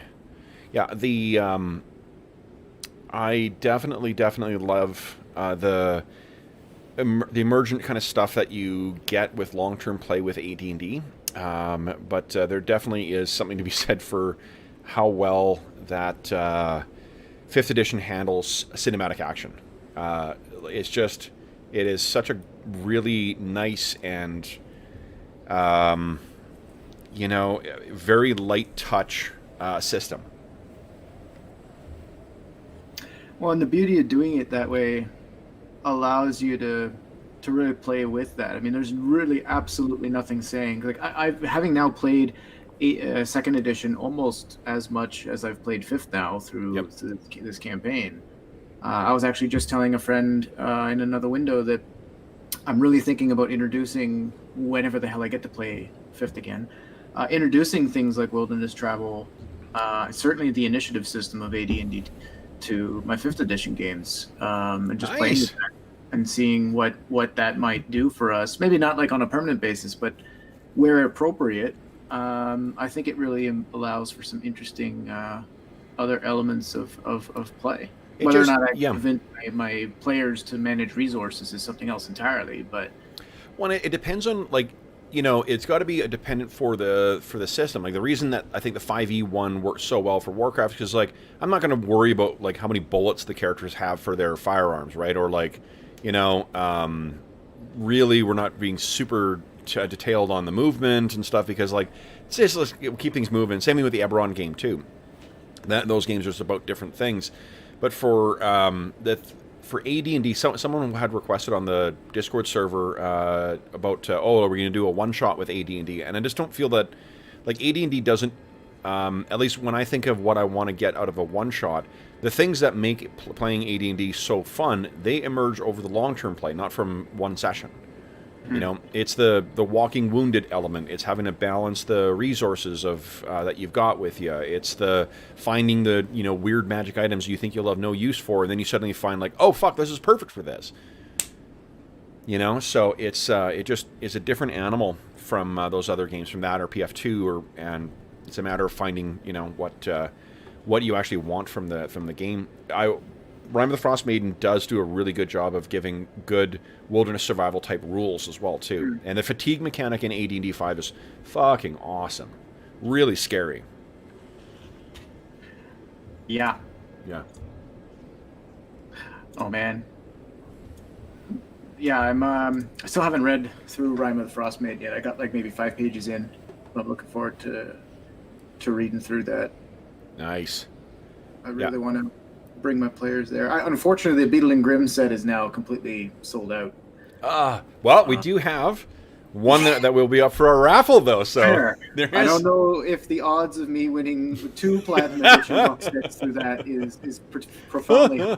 But yeah, well, It's awesome. Like it's the first one of their sets that I'm actually like for our home game, for our father and son game. I'm actually trying to figure out what I'm going to do with it to try running that with my son. Starting off to see how he likes it, because like the handouts are just so good in the box set. That's the reason I would want it, just for that. Yeah, totally. Well, I mean, the Baldur's Gate one is pretty. I didn't get a copy of that myself, so I don't know what the contents are. But I mean, I imagine it's the same. Every one they've put out, they've improved over what was included in the last. Mm-hmm. It seems so. It's cool. Yeah. All right, so let's. You know, Tom is making his way up the tunnel behind you. So let's get to some initiative here. All right, so let me not knock over shit here. Okay. Right. So then I think Mo was rolling last, so I think we're on to Lex. Let's switch up the music here, though. This isn't creepy undead stuff here. Oh, you know what? I wonder if we've got. What's this one do? Yep, that'll do. It's the one that gets really loud at some point. Yep. Okay. So then, here we go. Dave, everyone decide what you're doing with your round. And then Dave, beat my 4, please. Silverbeard would have been gone by now. Yep. I don't need Austin. Go away. I'm acting on a 10. Oh, hold on, guys. I will. Oh, thank you. You lowered it. Okay. Yep. That was too loud. I needed to. It's this one track. It starts off at a relatively loud, and then just hits this crazy peak when the horn section comes in. What am I doing? What am I doing? Well, we didn't do what we planned to do, so Bless may not be useful now. Okay. That's all right. That's fair. Shoot. Crap. Sorry, guys. Spiritual weapon. We'll do that. Okay. All right. Then, first up is, unfortunately, them. Ooh. On a 10. Actually, sorry. Can I? No, you know what? I committed to it. I'm sorry. Okay. Well, I'm going to try something interesting here. So, 1, 2, 3, 4, 5, 6. Oh, yeah, he can charge and do this. Races in towards you, Cola. Yep. It's going to push you back down. Yeah, it's going to bull rush. I'm going to knock you down the chute. Yep. Right into Tom. What's your AC currently? Well, Silverbeard would have been long gone by now, right? Yep. So, normal AC, 3. 3. Oh, you're lucky. I rolled crap. He hits you, and you stagger back, but he was trying to push you down the chute. And the other one, 2, 4, 6. This one is not gonna. Do I do the same thing? Oh, come on. I think I have to. How often do I get to throw Just do it. players down the poop chute? Come on. Here we go. You're taking. I hit an AC 2. Did you say your AC's 1? Oh no! Cola, boof! And you go. No! You knock into Tom, look out! Woof! Fortunately, poof, you land in snow, and it's only an 8-foot drop. So you and Tom are knocked down. Lex, you were the only one inside with the 2 Yeti. Oh no. Oh, that's great. Yeah, so then, Lex, you were up next. What are you doing? So Lex has 2 swords out. Okay. Because he was going to attack, but now Cola's gone. So he is going to cut the rope that What? So he's gonna hack at the rope. Yep. And see if he can cut it. Yeah, go and give an attack roll. Wait a minute. How am I supposed to get up there to help you? Oh, that's composite longbow. So that you shoot it. That's a good enough roll, though. I think. Okay. Yeah, your previous roll is 15, so that's fine. Give us a roll damage. Let's see what you do here. Okay, so I will let it make a save then. I failed my save, so you break the rope. The rope goes down the side. You can still... I jump into the pit. Yep. And my hands and feet, because I'm still have spider climb. I would my hands and feet in so I don't touch the walls and get stopped. And Yep. hit the ball. Down. All right, down you go. We know there's Yetis in there. Okay, so you land as well too, next to the other guys. And then the rope comes trickling out. Yeah, give me a dex save there, Lex, because I'm going to see if you can catch yourself as you're going out the edge, so you don't drop on top of a dwarf that is made of mostly. I can put my feet out and my hands out. Yeah, yeah. Just my swords will come flying out. Let's see.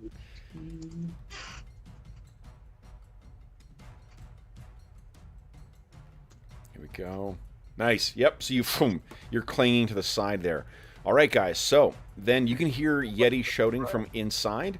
We don't need to do. No coming. Yeah, we're not going to roll initiative, but we'll do round per round. You guys first. What are you guys doing? Lex is like up the other rope. Wait a minute. Just hold on, Elf. Don't you have to spend time to put your boots back on? Or are you gonna spider climb up the side? I never took. No, I put my boots on, but I'm telling them to get up the rope. Okay. They're the bad climbers in heavy armor. Yeah, yeah. Wait. Is this not? Would this not be a good? Oh my God, choke point. They're not going to come down here. This is where they poop. Fair enough. They're going to come out the. They're going to come out the front. We got to get back up the path. Yeah, fair. Oh, I'm moving. Okay. Tom, help Cola get up the. Okay. So. Lex is like putting his boots on. He's like, "What are you talking about?" Yeah. So that's one round. Let me just move the Yeti for their round because they're going to be.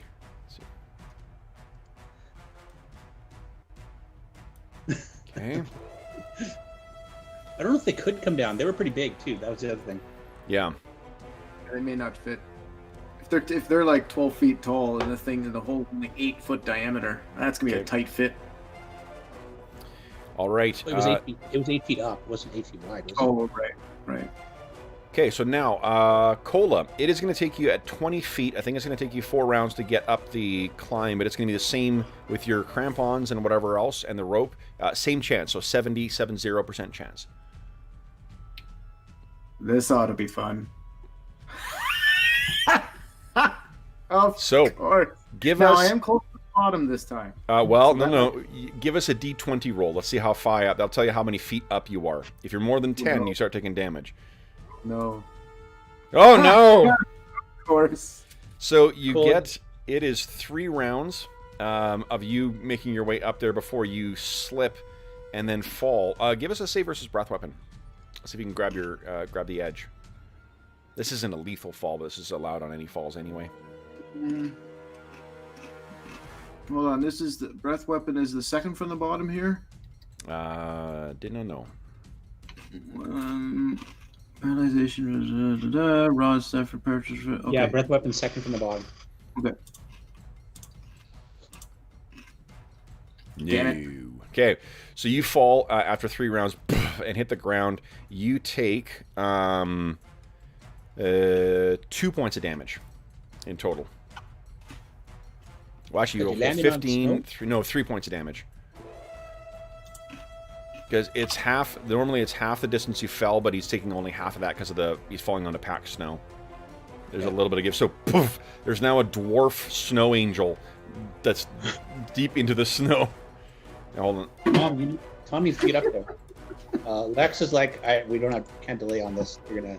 Okay, hold on. That is 3 rounds, unfortunately. So you guys would have 2 rounds to get ready. That's how long it's taking Cola to get up there before he slipped and fell. Something happens inside first. So 1. I was gonna say even like 2 rounds up, I could 1 round put my boots on and walk across. Yep. I could take my boots off again and spider climb up if I wanted to. Yeah. If you want to be here and let's put your boots back on as this thing runs out of the cave and it's gonna and it's screaming at you. Yep. Okay. Huh. So let's start with, we'll go on, this is round 2. Let's roll initiative. Can I see Lex from where I am? He's 20 feet up on a icy cliff, so probably like a little bit of him. You could probably hear him more than you could see him.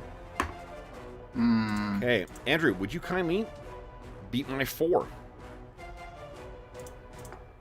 Yeah. Sheet.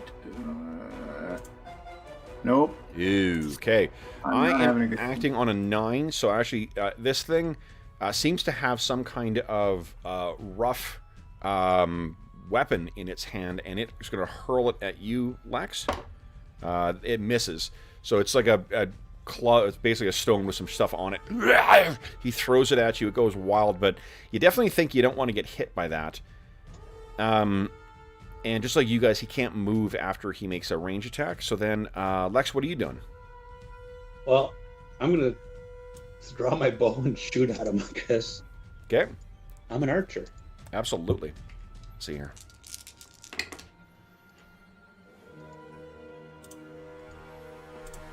Okay. Now I wonder. Is this? Oh no, I've already used other things. I was wondering if I could cut and paste this dude. But I think I've already used other things. Okay, so you guys can see the health bar, right? Yeah. Okay. All right, so then Cola's on a 10. So this thing's moved already. Tom, you guys are. I'll let you guys bring him up to speed. What's happened? We tried to go up trash chute, it did not work.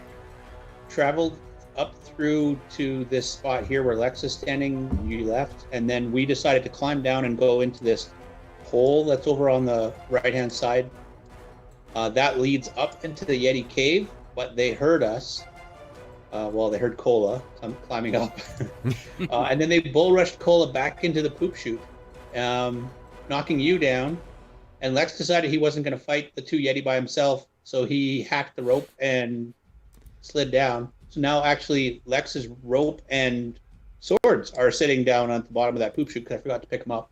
Oh, shit. Oh, no. And or I would have had to take it around I think you would have had the time to do that. I'm fine with that.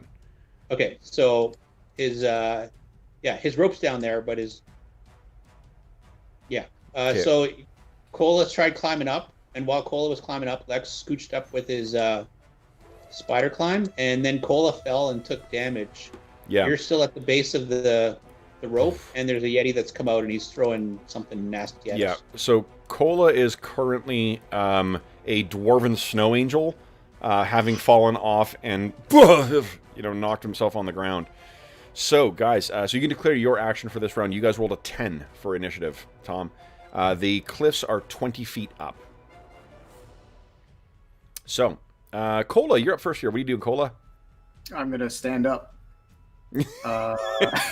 Standing. I don't know if I can do anything more. I will try to, grab hold of the rope and prepare to try again. All right. Tom, what are you doing? I'm going to try and give Cola a bunk up, as it were. Try and help him climb up from below. Okay. I turn down to him and I go, just be careful. Make sure any signs are falling. Oh, sorry, did I fall down as well? You just haven't gone up yet. Yeah. So you need to climb up the rope and make your checks while Cola's picking himself up. Yeah. All right, Yeah. so D100, is it? Hold on. Only one of you can go up the rope at a time, or when one of you falls, you'll knock the other one down, likely too. But if I go up, I can pull him up. I mean, it's 20 feet. Unless your last name is Richards, then no. Well, no, we get him to tie it under his arms and pull as he climbs. If you think that's a sound strategy in the middle of a combat, it's going to be very quick rounds for you. Lex will kick you back down to go sit in the snow for a while. Think about a new strategy. Right. So I'm just seeing where the levels are. Can I get to that one that's throwing stuff at us? Nope. Yeah. Lex is like, there's a Yeti! It's attacking me! Okay. Tom, so what your choices are, you can try and move your way back, down south, and wind your way around to find the way up, onto this like actual platform here, or the switchback path you guys have been following. Or you can just jump on the rope and leave Cola to get his way up slower. If you're going to use the rope, let me just quickly calculate. Do you have climbing or mountaineering? Mm-hmm. Okay, so you're 50. Rope is what kind of armor are you wearing right now? Pull plate. Okay. And you're human. Are you encumbered at all? No. Okay, 45% chance of success. So go ahead and give us a percentile roll. Give us a d20 roll. Let's see how far up you are when you fall.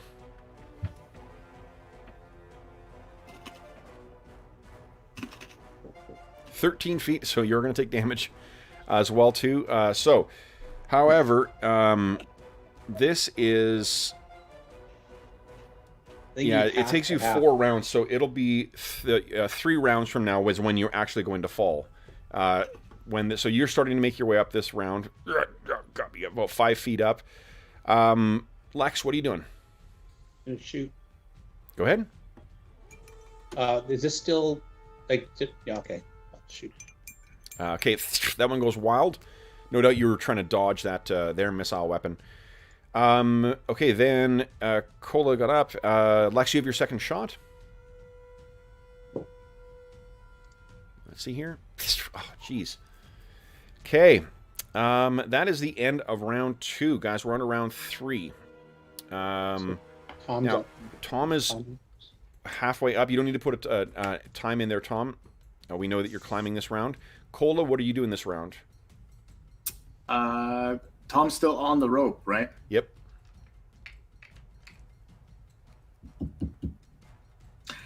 How long is a turn? 10 seconds. Okay. Wait, a turn? No. You mean like a game mechanic? Turn is 10 minutes. Oh, 10 minutes. Round. Yeah, and your action is 10 seconds. No, I was definitely talking about the 10 minutes, so that's too much time. Okay. There's not much I can do except maybe I'll hold the rope taut to help Tom. No, you know what? No. Nope. Nope. I'm like, is he even paying attention? Nope. Knowing that he's should going try to and fall. climb up behind him. You should try I'm and gonna climb up behind him. I'm gonna step about maybe Oh 10 god. feet. No, you know what? Like I thought that was just outstanding role playing on your part. You're like, look, player me knows that he's going to fall in another round, but player character would be trying to help him out here. Totally. And that's Cola too. He's always helpful and thinking of others.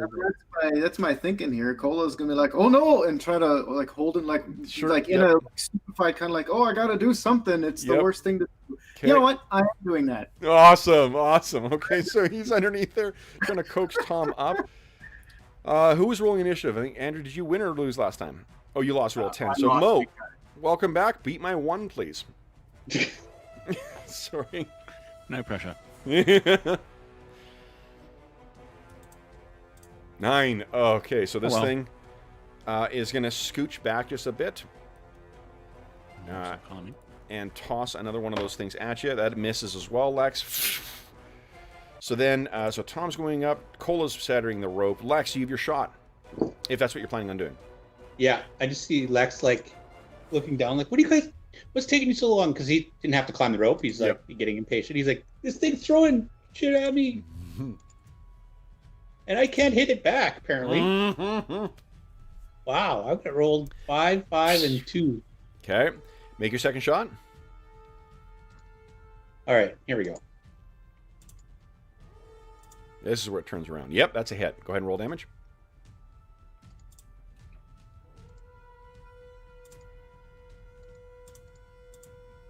Boom.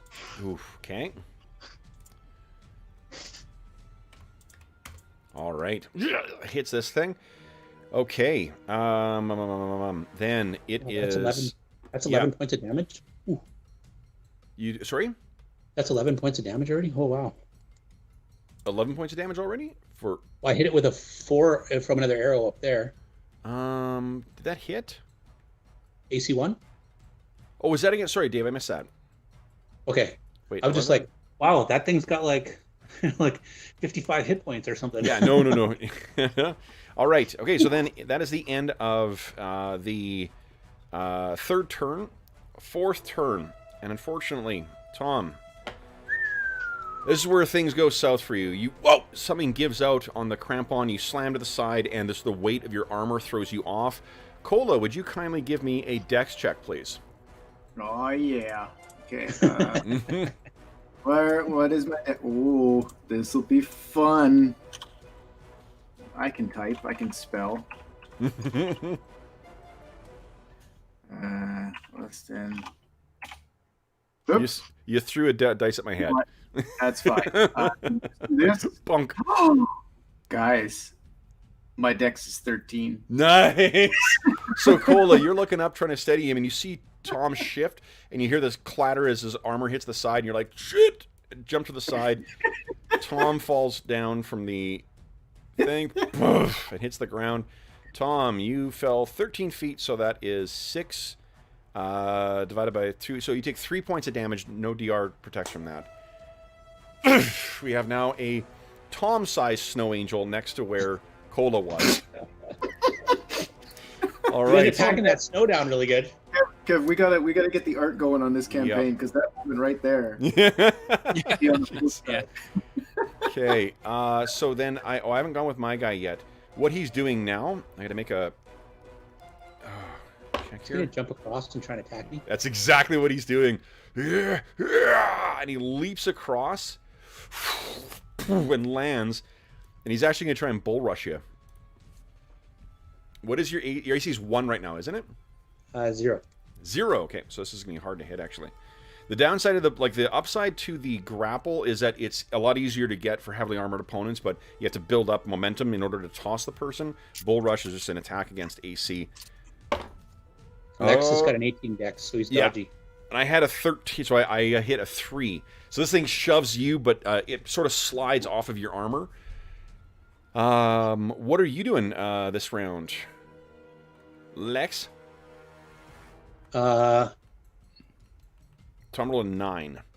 Oh, shoot. Yeah, we didn't put anything. Oh, it's okay. I mean, you were dodging out of the way, Cola, and Tom was falling this round, so it's okay.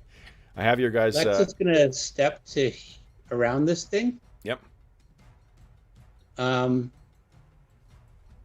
And Do it. So, yeah, but think about this for a second, though. Lex has already had his bow and already taken 1 shot, right?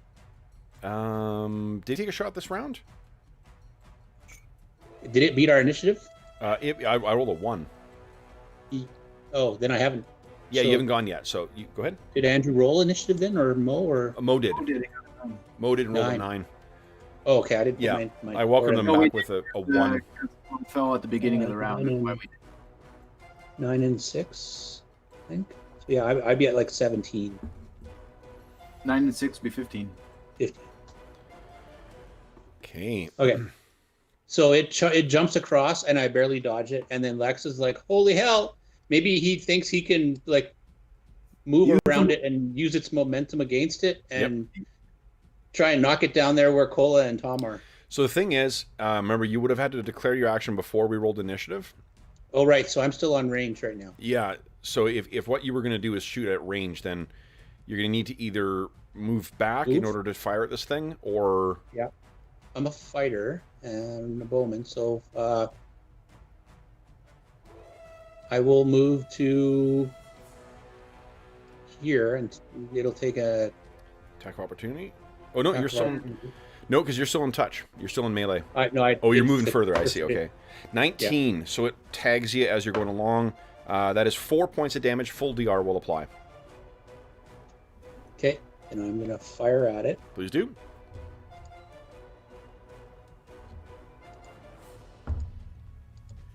Go ahead. Oh, solid hit. Go ahead and roll damage. That would be hilarious if you kill it and then it falls on Tom and Cola. Like, are you okay? Yeah, I'm okay. Are you okay? Yeah, I'm okay. Oh, shit! But it would be brilliant. Okay. All right. 1 point of damage. Then you have your second shot as well, Lex.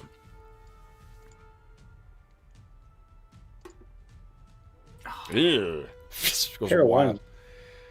All right. Then I think that's the end of the round. Okay, guys. So now decide. We know Tom has fallen. Cola is redder. So Tom, you need to spend half of your move to get up. Cola, you're still, thanks to your amazing dex roll, you're fine. Mo, he's done. So Dave, you're rolling initiative now. Okay, what's the initiative modifier for Bull Rush? Bull Rush would be a 3. And let me see the modifier. Oh, I've got it out already. Where is it? Arlen was asking for a picture of my pile of books by the end of the weekend. I should take that today, because this is a bit out of control.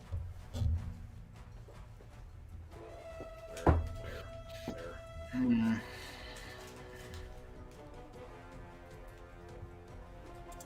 Aha. Buried underneath. Here we go.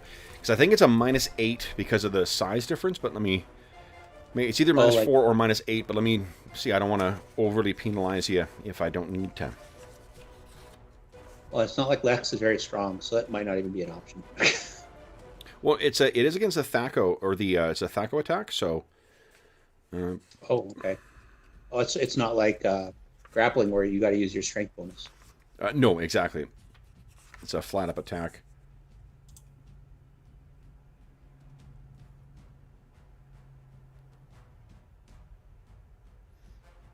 Let's see here. I'm Thaco 15 being a warrior, so... Okay, hold on. That's not that.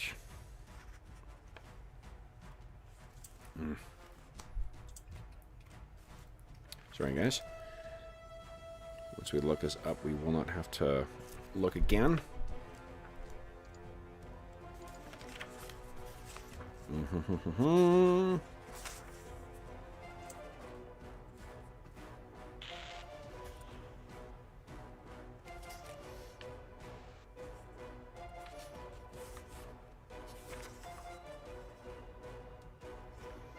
Okay.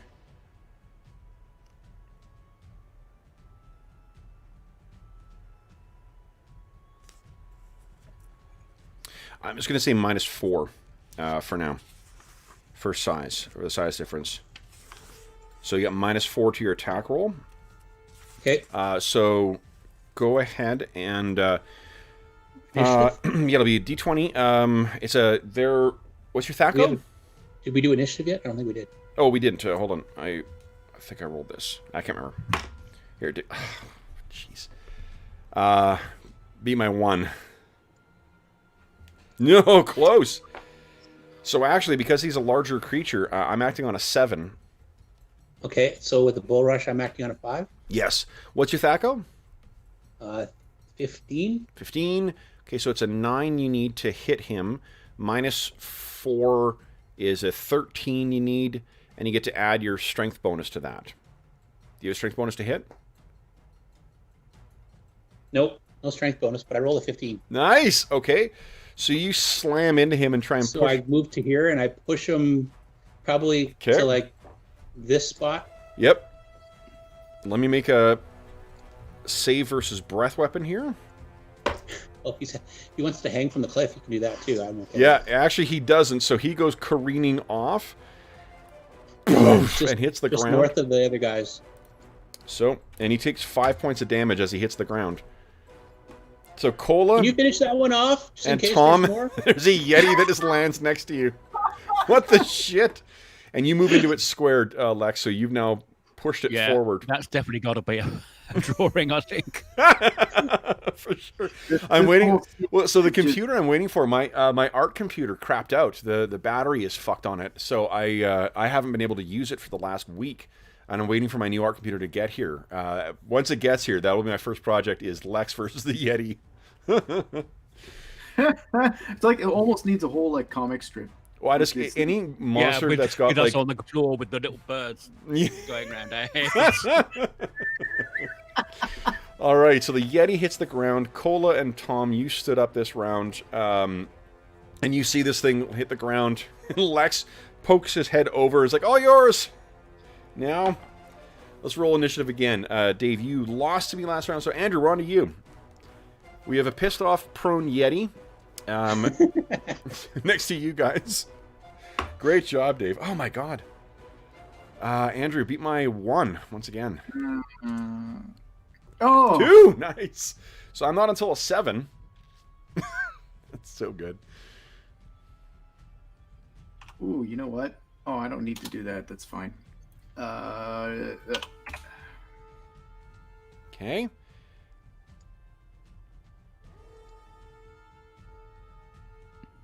And Lex, what are you doing this round? Uh, I see my Sure. work is done. I'll retire. yeah, I'm just gonna watch. Oh, I mean, touche. Fair enough. No, We abandoned you in the tent. We abandoned you in the cave. Yeah, really? It's just payback. Remember the tent, Or- fuckers? Or you could jump off the cliff dramatically with your weapon and just plunge your sword down into its head. Hmm. With our luck, you plunge it into me, so please don't do that. If you're firing, Dave, you get +1 to hit for a higher position. Okay, Okay. all right, take a picture of this because this looks kind of funny. It is pretty awesome. Oh my goodness. Here we go. Well, We'll I won't capture take a this for picture while it's posterity. got its Yeah. Right. Oh man, well done. All right, so then first up is Tom. What are you doing, Tom? You are up, and you're kind of getting yourself ready to get back on that rope, and then this Yeti just hit the ground. What are you doing? Well, I'm going to 1, 2, 3. I'm going to hit it, I think. Okay. Big hit to bonus. So its AC is a lot lower now because it's prone. Go ahead and make your attack roll. Yep, that's a solid hit. Large size creature, too.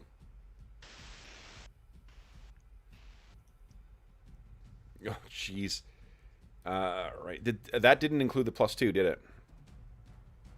No, I am trying to remember to put it in the miscellaneous. No, that did include the +2. Oh, that did include... Oh, shit. Okay. So you skewered this thing. It's nearly killed with that one stroke. Then on a Tom's going to 7... say, they're supposed to be intelligent. Why don't we try talking to it? Okay. And as you nearly kill it... Let me chop its head off, and then we'll talk to it. So this thing, while prone, it lashes out at Tom. So it kind of gets up to the feet and it's screeching and clawing at you. Tom, it doesn't connect thanks to your armor. While your armor's crap for climbing, it's certainly good for protection. Cola and Lex, you guys are up next. What are you doing? Go ahead, Cola. I'm gonna take a swing Okay. with my axe. Go ahead. Here we go. Money. Big money. Boom. Oh, you know what?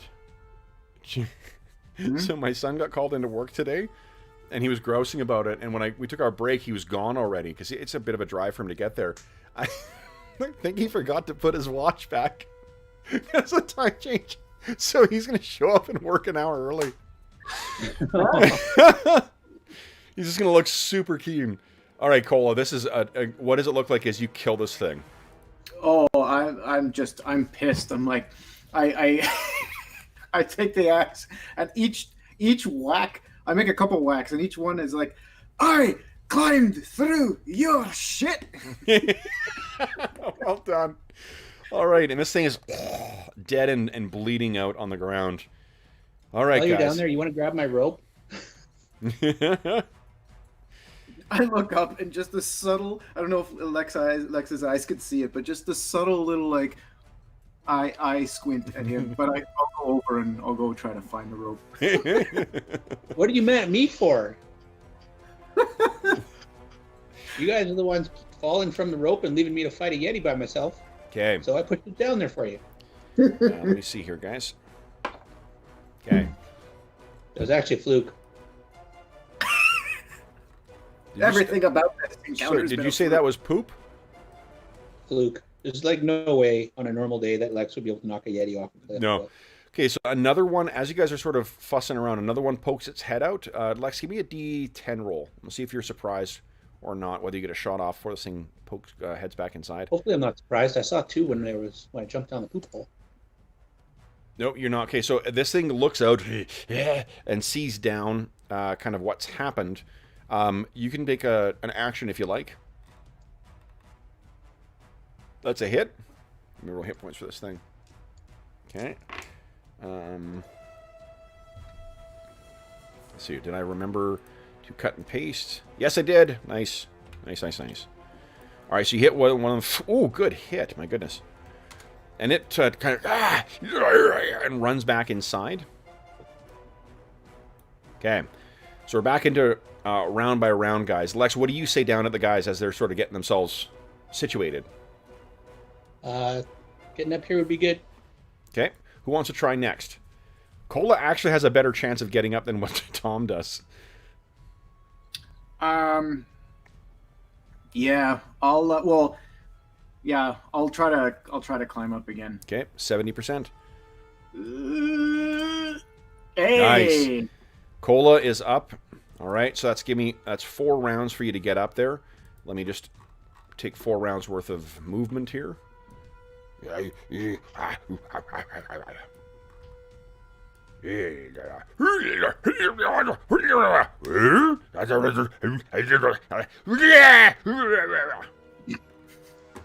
is 4 rounds. They have communicated with each other. Tom, what are you doing? Mo? Right. Well, obviously I'm waiting until Cola's getting up. Can I try climb using the rope and have Cola help to... There's not really much more help. You have crampons. You have... The trouble is you're in plate mail armor. That is not ideal for trying to scale a sheer surface. So yeah, it's not like I can take this off. Okay, I'm going to... It's 45% chance of success. Oh, man. I can't do anything on my end to... You guys are But doing you everything can't you throw me can. the cloak down, can't you? We can cheer. Well, you can't let me have borrow your cloak. It needs to be attuned. You need to spend at least an hour with it. Ugh. Give us a d20 roll.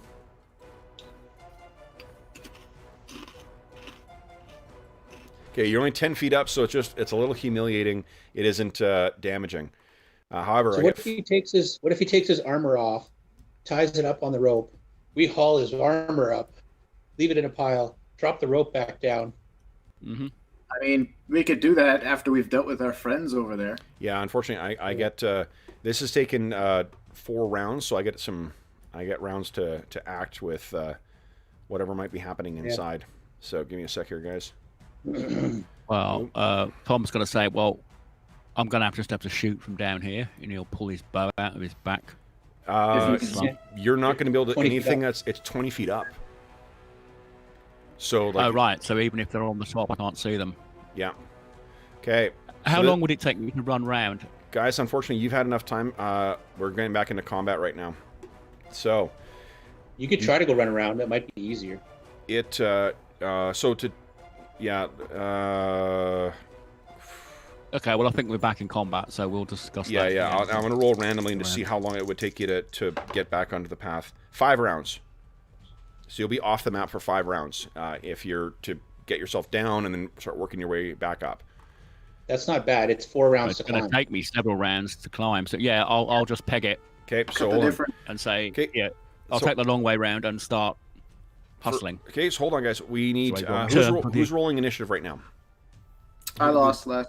Lost last. Okay, so then Mo, would you? Everyone decide. Alright. You can see Dave. There is just through the mouth of the cave. There are more coming out. More Yetis! Oof. Beat my 2, please. 10. Oh boy. All right. So they get to go first. Guys, declare. Put down what you're doing. I'm acting on an 8, which is before any of you guys. So I guess I can take my turns. Yeah. Now's your time for your bless there, Cola. Yep. Working on it. Boom. So one's going to land there, So and I'm going to it try was and bull 10. rush. It Cola, occurs to me I could have below, but what's your AC Oh. right now? 3. Cola, you take 5 points of damage as you're thrown off and hit the ground. Oh my god. Okay. Jesus. And then the others come running out. And actually one will leap down and land next to Tom to try and bear him to the ground. Okay. Okay, so I hit. Now, Tom, 1 second here. I need... What he's just trying to do is knock you down. He's not trying to bull rush you. So, what your strength is what? 18... 18 what? 21. 1821? 18 Okay. brackets 21. Okay. Okay. Let's see here. See if we can basically get you stuck in that snow. That's what is going to work for him.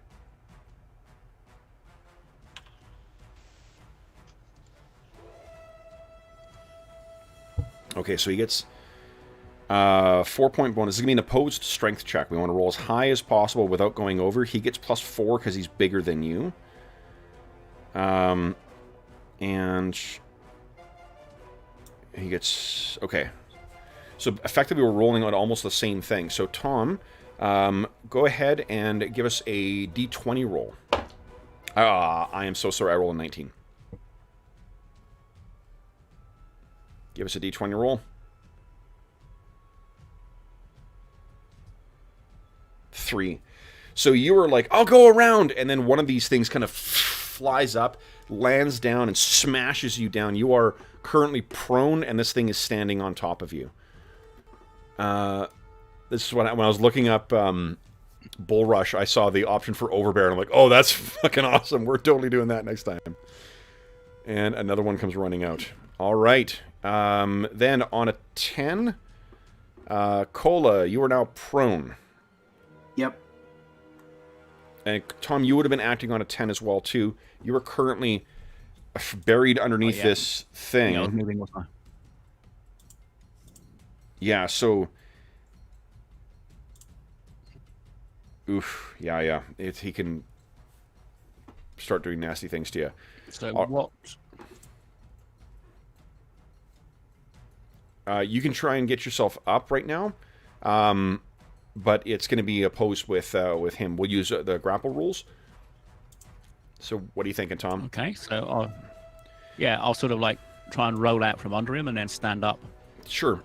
So then let's see here. Your Thaco is what right now? 15, I think? Yes. For 6th level. Okay. So that means +5, and you're prone, so it's -4, so that's +1. And your strength bonus to hit is what? +1? 1. So that's +2.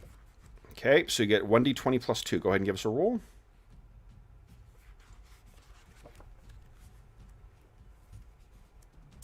$13. Okay, so you can't, unfortunately... now, hold on. You guys, I don't think you spent any Astonishing Fortune yet. Hey, right? this is probably a good time to use it. Yeah, you want to use Astonishing Okay, Fortune? we'll try again. Okay. Better. Okay. Unfortunately, because of the size difference. Grappling a large creature, that's going to give you a disadvantage. Yeah. Somewhere.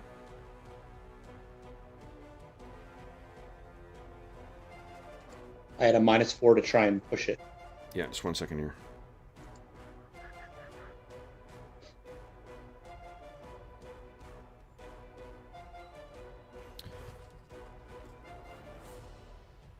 Okay.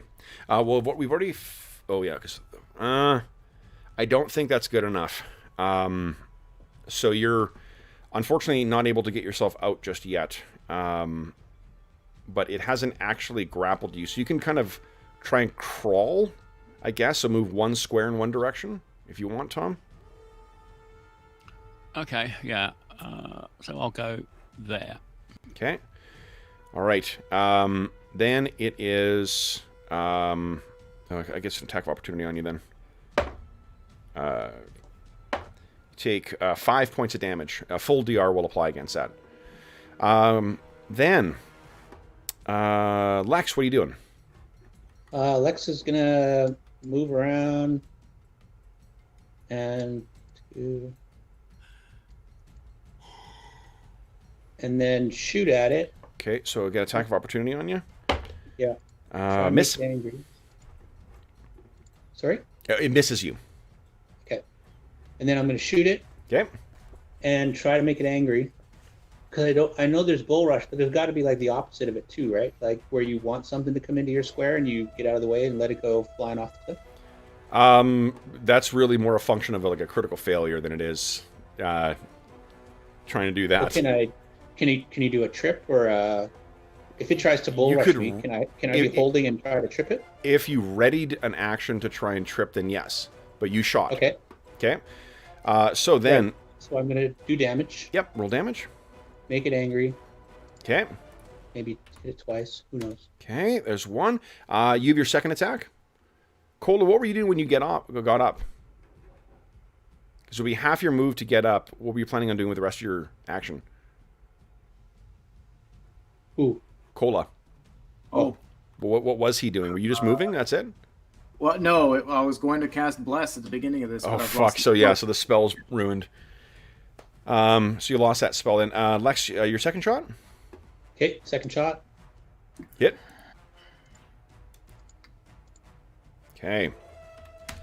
All right. Then it is the end of the round, guys. We're going to start winning some initiative here. Yeah.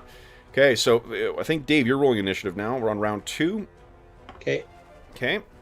So, Dave, everyone decide what you're doing with your round, and then Dave, beat my 6, please.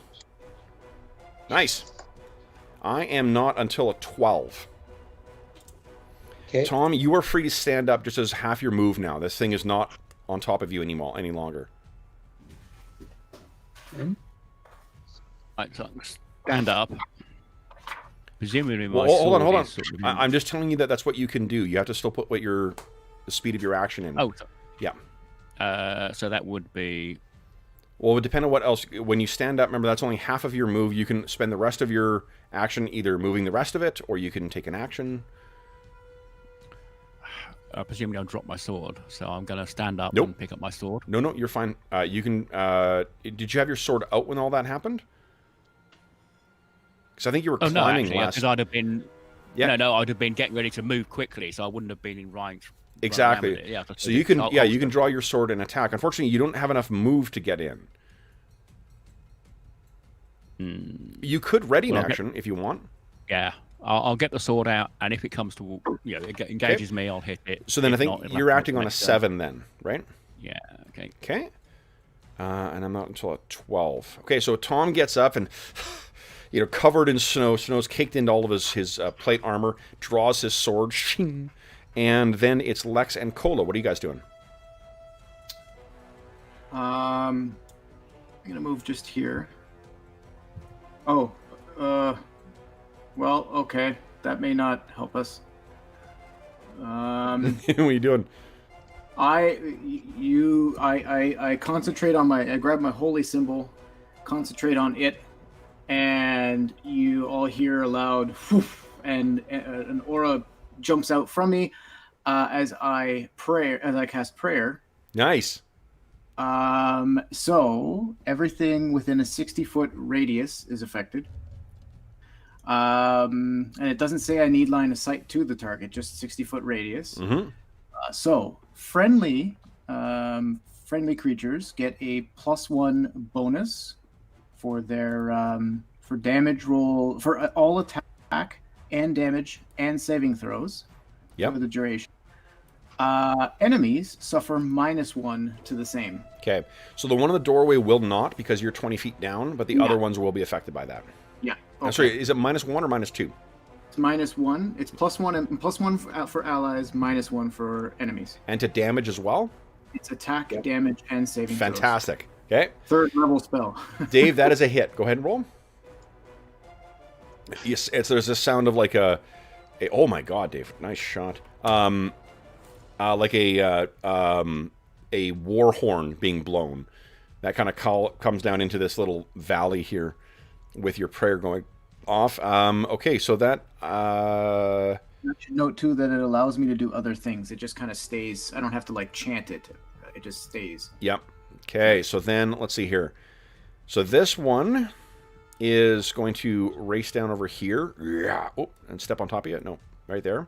And try and hit you, because it can make both attacks. Lex, AC 1 or you have AC 0? 0. 0, can. I need a 15 or higher to hit you.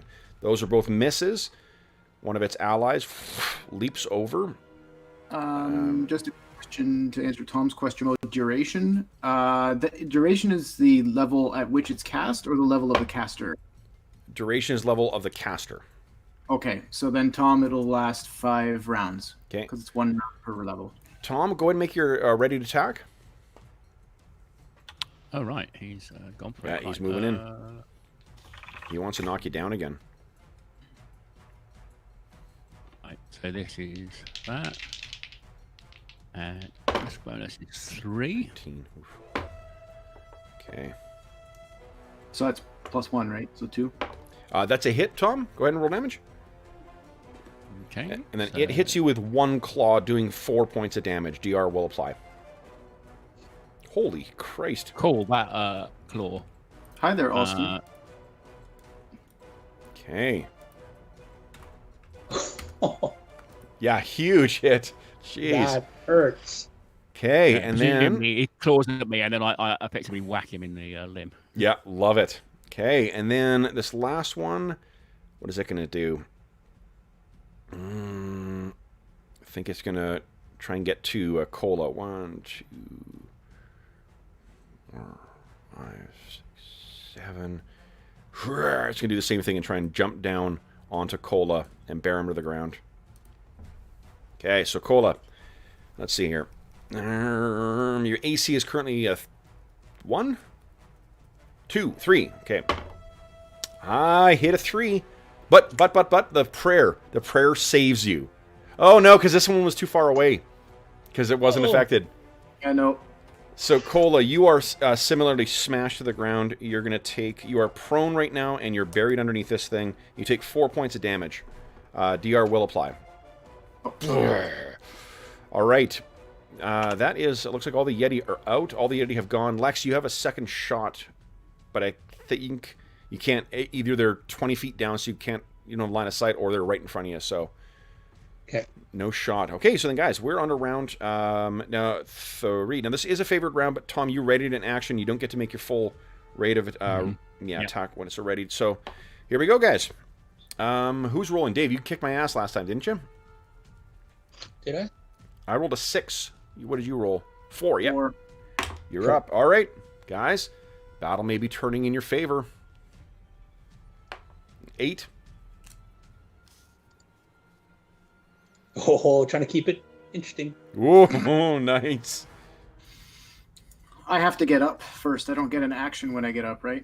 You have to try and get out from under it right now. It is Okay. it is boring you to the ground. 3, 4, 5. Give us a what's your THAC roll right now? 18. 18. Ugh. So you get +2, -4. Do you have any bonus from strength? No, but I do get the +1 from prayer. It's not a check, so no, I don't get a bonus from the prayer. No, it's an attack. It's you're grappling with this thing. So, 1d20 -1, please. Would that be what initiative count though? 3. So what should I? 3. Oh, okay. So then 3. I'm on 11. Okay, I'm not until a 14, so I think you guys are all going first, except for Lex's simultaneous. So Tom and Cola, what are you guys doing? Okay. Well, I got to roll my. You said D20. Okay, yes, please. -1. So 7, yeah. You're not able to get out from under this thing. Not yet, at least. You can try and, crawl away, but it'll get an attack of opportunity on you, so you can move 1 square. If I stay here, I'm prone, and that's really bad. It gets +4 to hit you because you're prone. Yeah. So, yeah, I'll try to crawl away. Okay. I miss. So it's... Oh, wait, I got +4 because you're prone. That's still a miss because of the prayer. Nope. That one's not affected by prayer. Oh, yeah, it's not affected by prayer. You are hit. But your armor protects you completely. 2 points of damage. I think you got DR2, don't you? Yep. Yep, so it claws across your armor. You're pushed a little further down into the snow. Tom, what are you doing? You gonna make a shish kebab of this Yeti here? Yeah, I'm going to hit the guy that knocked me down. Remember +1. Yeah, so it's Oh, I should. Oh, nat 1. Well, that was a 1. Yeah. You have 2 points of Astonishing Fortune left. Do it. Okay. Yeah, you hit huge on against these things, so. There we go. AC 6 hits it. Yep. Also +1 from prayer, so it'll be 5. Go ahead and roll damage. Yeah, I'm adding those in, so okay. These are... So with a modifier in. Okay, so go ahead and roll damage, please. 11. Oh, my goodness. 1 deady Yeti. Okay. Now, Tom, you can move. You can still move, Tom. Yeah. Yes, I can, can't I? So half is 4. So 1, 2, 3. Do you have snowshoes on? Otherwise, it would be crampons, I'm assuming. Yeah, so you only move 2 squares in. Oh, right. So 1, 2. Okay. Try to make cover. your way through it. All right. Then it is Lex and these creatures simultaneous. So, Lex, you want to make your actions first, or you want them to attack? They can go ahead. They can go ahead? Okay. So, yeah, first one. I mean, this all happens simultaneous anyway, so it's not going to affect yours. Hit once. You take 5 points of damage. Full DR will apply. Second one only hits once. Oh, no, I hit AC 0. So I hit twice. Uh-oh. Hold on. Actually, you may have a problem here. Okay. So you're taking another 2 points of damage, then 2 points of damage. Full DR will apply, but I need... And then, are these hits with the -1 they're taking from the prayer? Yep, that's already includes that. Okay.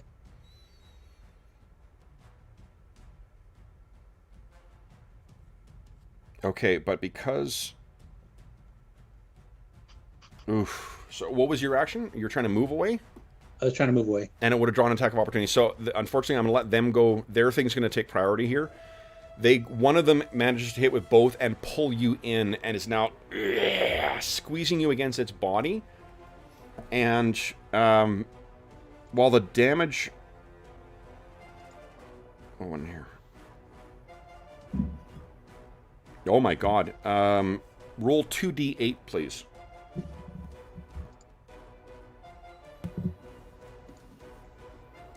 You take 10 points of cold damage.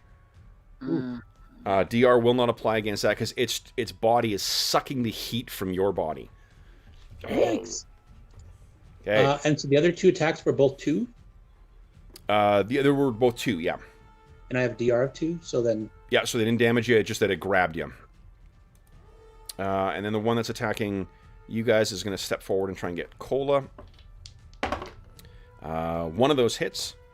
Cola, you take... Nope, no damage. It's 1 point of damage, and your DR will protect against that.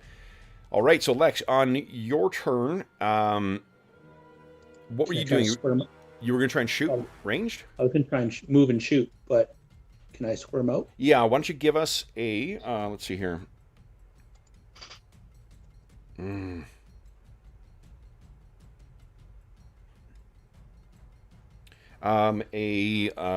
Open door check. Try and get out of this thing. Yeesh. What's your strength? Not good, right? 13. So I have 7? 7, that's right, yeah. So just a D20? D20, 7 or less. Come on. Yes! Nice! And you shake yourself. You can feel all your limbs freezing up and getting tighter. You knock yourself free. Whew. All right. Then, this is not a favored round, so no one gets a second attack here. So it's... Lex, I will let you make your move if you want. Okay, so I pushed myself off, but I don't get to shoot because the breaking free was my action, right? I think I'll let you make your action. Because I penalized you by interrupting your action, I'll let you still make the attack. This all happens simultaneously, so... Oh, right, because it was simultaneous. They didn't yeah. This is a very, very exciting sequence between everything. You can still make your attacks if you like. Okay, well, I'll make the one attack on the wounded one. Please do. Yeah, oh, yeah.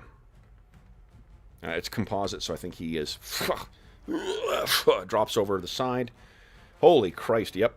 All right, guys. Then you have your second round. Second shot. Lex, you get your second shot here. Oh.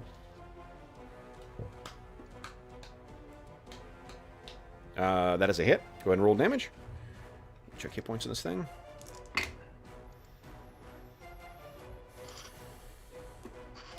Okay.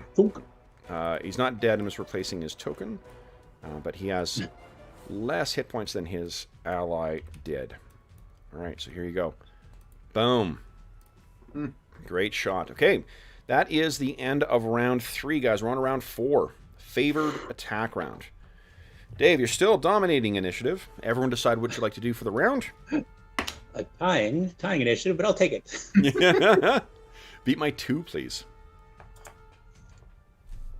Ooh, woo, woo, woo, woo, woo. I'm on an 8. Okay, 9. Lex is on 6. Okay. Excellent. So, Lex, you are up first. What are you doing? So we don't have the map here, but Lex is tired of like moving and getting smacked. So he was like, "I'm gonna move and not attack." So like, move his full move. Oh, like down and then, down away. Yep. So that hopefully it just chases him and buys him another round. I don't know. He was. Yeah. I don't know how you want to do that. So that sounds good, and you may not have noticed this before. They're a lot faster than you. Oh shit! Yeah. Yeah. Right. Yeah. They have but you know, in the heat of moment, that makes sense. So Lex is going to try and run away. He's still going to get slowed. Yeah. Then this thing kind of. What you have done though is limited them to only one attack, and they need to hit with both in order to try and squeeze you. Okay, that's good. Okay. And it misses. And then it is their turn. So on Cola, we're going to try again here. Neither of those are going to hit. So sure? I'm still prone.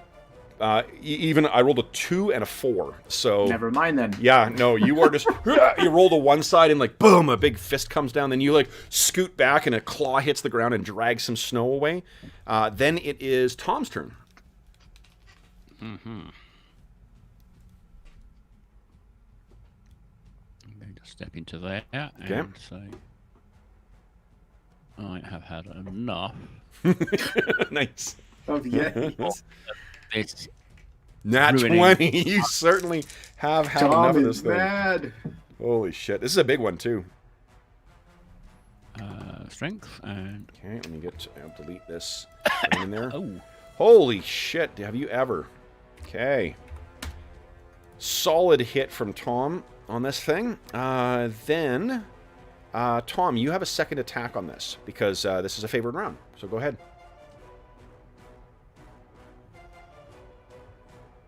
Am I? Let's see. Oh, I guess that happens before. No. You get to go next. Cola, what did you have in mind? Sorry. I was gonna stand. I have to stand up, which I think is the full movement. Yep. Can I take a swing? You're standing up next to it, so it gets an attack of opportunity on you. It misses. Okay. Go ahead. All right. Do I get to? Can I swing my axe? Yes, you can. Please do. Cool. Come on.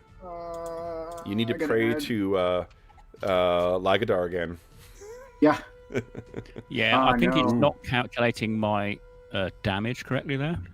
Let's see here. You rolled an 11 plus 2 from your... What is plus 2 the... Where's the plus 2 coming from? Did you put the enchanted amount in there? Yeah, but I thought I put plus 3 in for that. That's the one on the end. Well, there's also a plus 3 coming in from something else. Is that your strength? Your strength gives you what, plus 3 damage? Yeah. Yes. So, and then you just added another 3 on top of it? Yeah, I don't know why it's adding that extra 3, and unless I'm misunderstanding it. Did you Did you add any modifiers? Because the thing you shouldn't be doing... Modifier? You shouldn't be adding situational modifiers. You should just set up your character sheet so that it includes the things that are going to happen every time you hit. So, like, if you have a plus 2 sword, put the plus 2 in the attack and damage. Yeah, of boxes. the character sheet. Yeah. Yeah. So the only thing to add would be like. Sword? Yeah. Okay. So that should be 3 less then. Yeah. I'm grabbing some. Gave it some hit points back.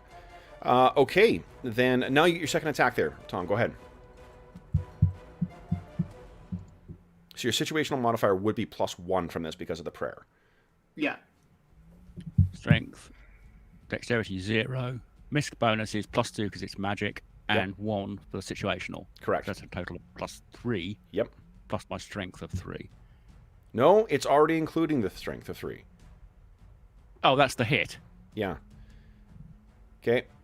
Well, that would have hit regardless, but go ahead and roll damage. Yeah. No, that's the sword and the situational, not my strength. The strength's built in. Okay, that's a hit. Go ahead and roll damage.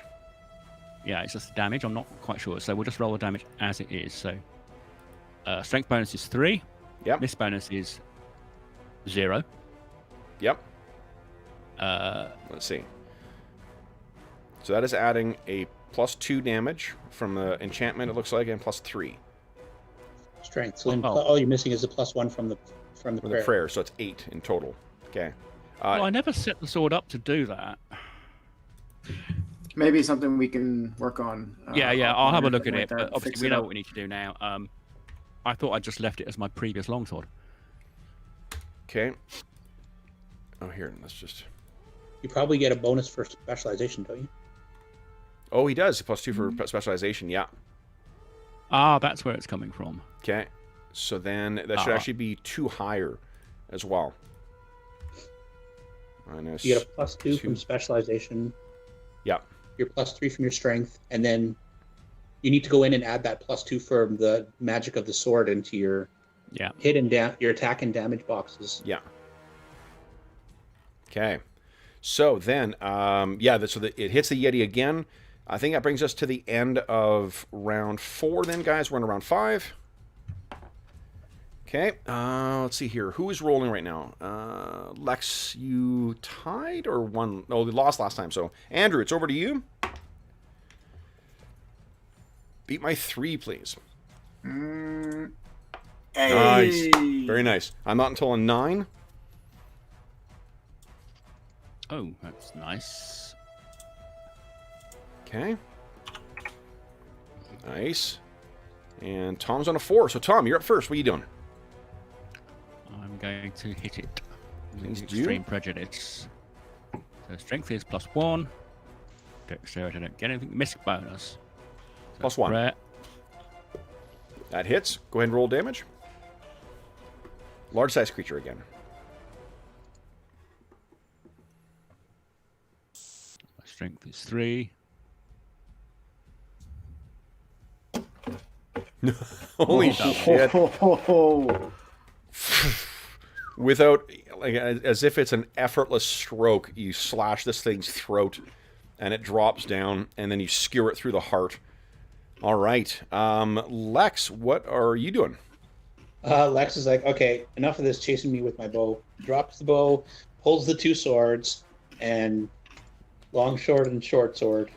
Short sword hits. Stabby, stabby with the short sword. Okay. So, oh, nice. Okay. Oh, that's a nice one on it. It returns the favor here. Let's see. One of those... Oh, no, because of the prayer. It misses. Tries to get you with both claws and misses. You can smell its fetid breath on it, hot in your face. Let's just go initiative with Lex and the Yeti, because there's no way that Cola or Tom can reach him in time, in all likelihood. Okay? So, then, who's rolling? Andrew, you're rolling initiative still? Yep. Let's roll again. I rolled a 9.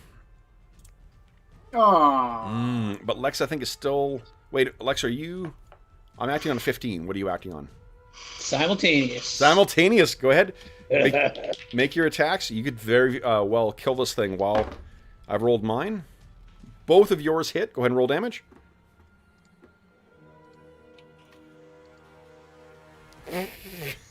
That's not good.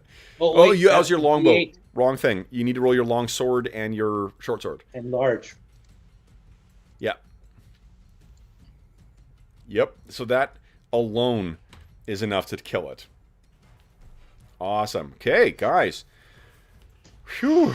With all of that done, and the no other apparent Yetis, I'm going to assume that both Cola and Tom will decide that discretion is the better part of valor and work their way down and then walk their way up rather than attempting that rope again. We'll loot the lair Okay. Yeah. if there's no more Yetis. Okay, so let me get this off here. Guys, go ahead and start making You your guys way need in. healing? Cola, do you need to heal anybody? Yeah. Who needs healing? Well, everybody needs healing here. Start What you. do I got? I still have more hit points than you and Tom, so Yeah, I think you're, relatively speaking, worse off than me or Lex. Okay, so then I will cast a cure moderate on myself. Okay. I think that probably makes the most sense. I need to remind myself quickly of 2d4 plus 3, right? Okay. Okay. So that's 6 plus 3, so 9 for me. okay, you're almost full. Good. Okay. And then, do you have another one for Tom? Yeah, I'll do. Or do you want? Well, Lex, you're further off from your total. I'll do a moderate on you, my other moderate. Sure. 2d4 plus 3. Come on. It's thinking. Yep, same roll. So 9 for you. Okay. Thank you. And Tom, I can do a cure light. While you For guys do that, I'm you. going to roll some treasure here. There's 5 for Tom. Okay, thank you. There we go. And then that's me. I've got one more cure light. And For Mr. Hit Points? Yeah, I think we're probably pretty good. oh, I've actually got one more cure moderate and one more cure light. But Maybe save it for emergencies. I think save it for next I'm session certainly good. in case, because I don't know if we get a chance I'm to. still down 9. Oh, okay, fair enough. I'll throw my other cure light at you. Okay. There's 4. And Okay, then that thanks. we've got one more cure I'll be moderate. right back, guys. Yeah, that's good. Then we're all pretty close to full. Yeah, and I think In we've case we got, encounter more Yetis on the way in, or yeah. I doubt it because Kev's rolling treasure, but you never know.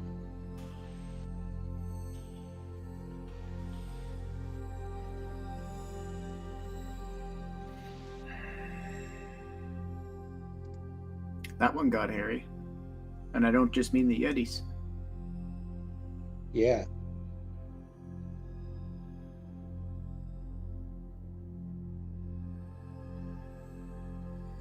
But that I liked prayer. That's because the bless is this. It's better than bless in terms of the benefits, because it's +1 to a bunch of things. Plus, it penalizes the enemy. Doesn't get interrupted as easily. It doesn't get interrupted as easily because it casts immediately. I don't need to wait the whole round to cast it. Yeah. Which is big, and the fact that I can still do other things, so it just stays in. I mean, welcome to 3rd level spells, I guess, but.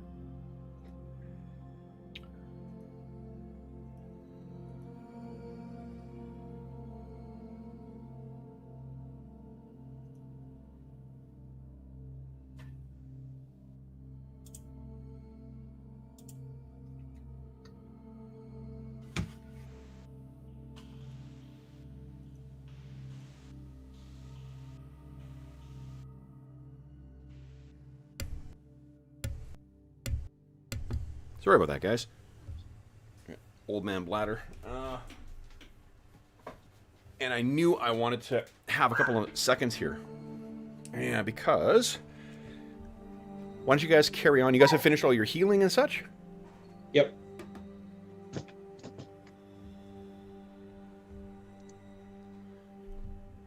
Anna? Hi. Okay. Sorry, I heard her yipping, and I wasn't sure if something was going on. Okay. Yeah, you guys can go ahead and move yourself into there and take a peek around if you like. Surprise Yetis. Yeah. Look at this place. Oh my goodness. Oh boy. This place reeks. And then I go, oh no, that's me. You smell like Yeti shite. Mm. Yeah, definitely. Although Lex is the one who took the water slide down it. Oh, we all did that water slide. Oh, yeah, that's true. You guys all did the poop shoot. Okay. Tom's the only one who doesn't smell like Yeti poop. Okay. Except that Cola landed on. Yeah, I think we all get a good whiff of it. Okay. We're going to come back and Ost's going to be like, what happened to you three? Okay. That's really slow. I imagine Falcro will make some sort of remark and Cola will just go, yeah, I probably smell as bad as you look. Okay.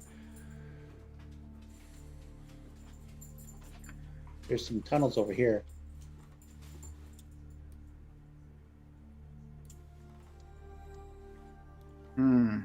Are these like cells, Kev? It looks like places for keeping stock based on the like little pads in there. Yeti may decide to keep some of their food, Wampa style, for eating later. We'll check those cells out. Somebody want to check that southern cavern? I think that. Yeah, okay. Just don't go down the hole. Okay, Cole, you can see that blood up ahead there. That is in the cave that you're in. You can see The blood? I don't see blood. to the northeast, right up here. Oh, okay, now I can see it. Okay, I'll come back. Some big thing got butchered in there. Can I hear anything? Ooh, what's over here? Okay, in there, Lex, there is no brazier like you see there. But what there is the sparkly shine of gold. Hey guys, found some gold. Cool. Gold, you say? And I immediately start turning away from the carcass. So here's what I need. Out of the mine. Okay, so what I need from you guys is, as you get in here, first thing, Lex, what you find, if you take the time to count it, they must have knocked over some kind of caravan or something, or a raiding party, because there is 3,000 gold pieces in here. Oh. Valkyrie, you should have been here. Really good. Wow. Yeah. With that. Okay, and This run-of-the-mill full plate. let's see here. What I need as well is, let's see. Who's on party loot duty? I'm I can going do to it right now. All right. Okay. Party loot. I need from Mo and Dave, would you each give me a percentile roll, please? 53, okay. Okay, interesting. What session is this, Kev?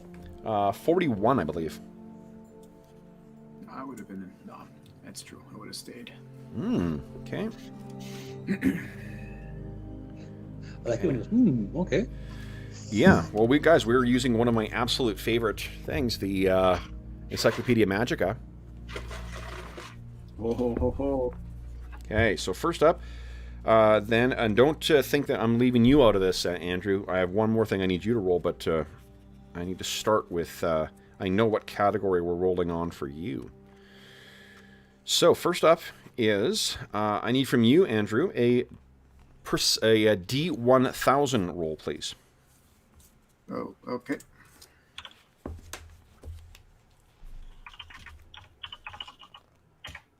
Okay.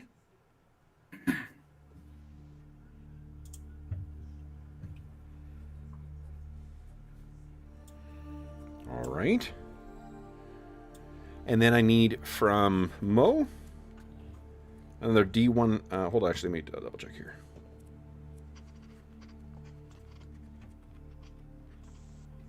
Like 205? What are we rolling here? Yeah. A lot of the charts for this are out of 1,000 because there's so many things. All right, so first thing I need is a D1000 from Yumo, please. 73, okay. That could Then either be really good or really rubbish. another Depending on which way D20 they roll from Yumo, please.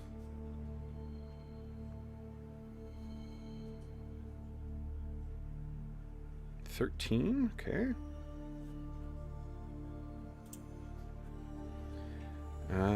Then I need... Let's see here.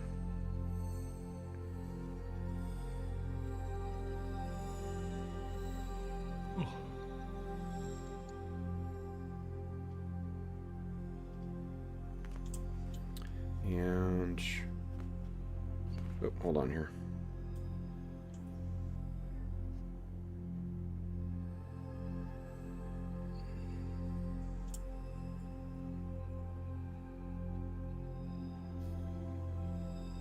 Okay, give me 1 second. I need to look up a different chart, on a, or rather, in a different book to get what you're getting here. All right, and let's see here.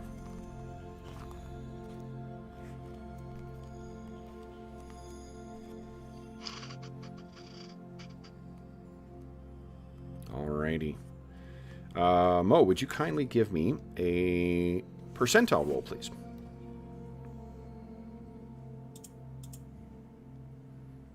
44. Okay.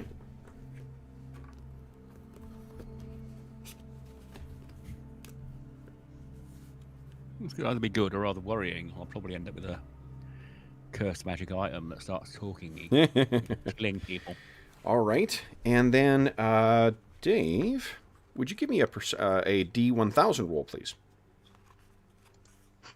Oh, we seem to have lost someone. Oh, we lost Andrew. There we go. Well, yeah, it's obviously roll 20 playing up.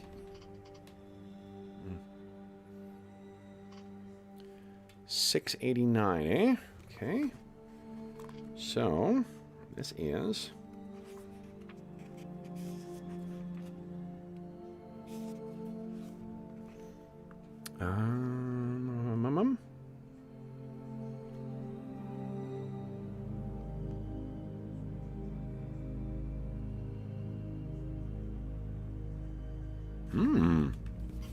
Interesting. Okay.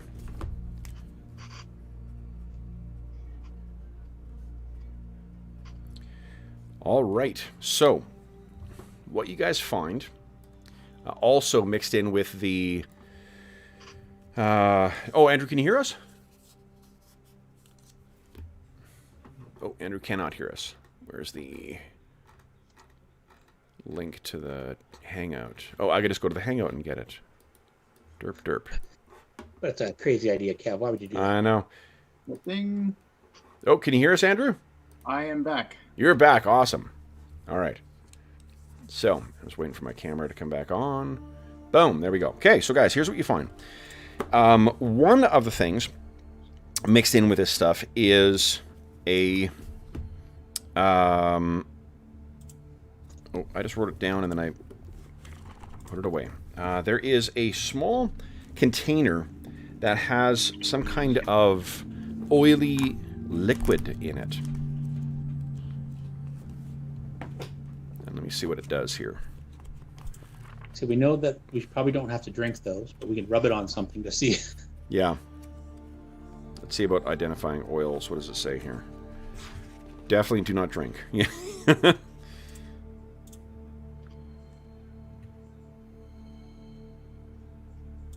Can't.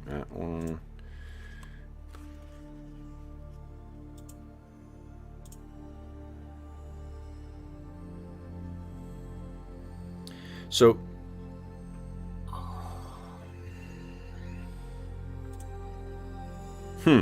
did not seem to be terribly effective for this place. But this is an oil of sanctuary. If you rub it or apply it to a dwelling, it gives you the effect of protection from evil for 24 hours. Oh, wow. Can I give that to Drew? Opens Okay. a plane walker or whatever. There Yeah. there is also a... Let me see, where's mine?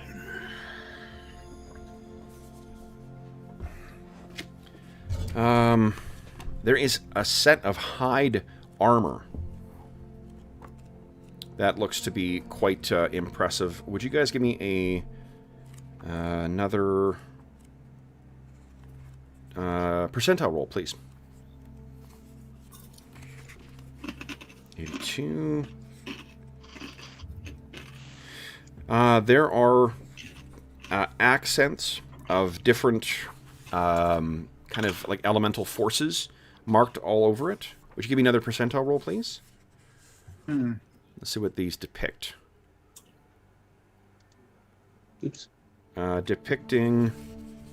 That first one is a D20. That doesn't count. Oh, right. Okay, so yeah, 54. Okay. That seems to be... the elemental forces seem to be burning down tall, bearded giants. And you tell they're giants because there are smaller figures that seem to be mastering the elemental forces. And then would you give me one more percentile roll, please?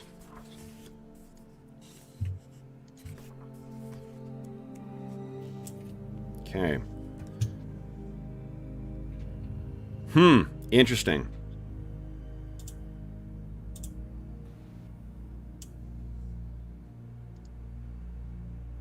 Okay.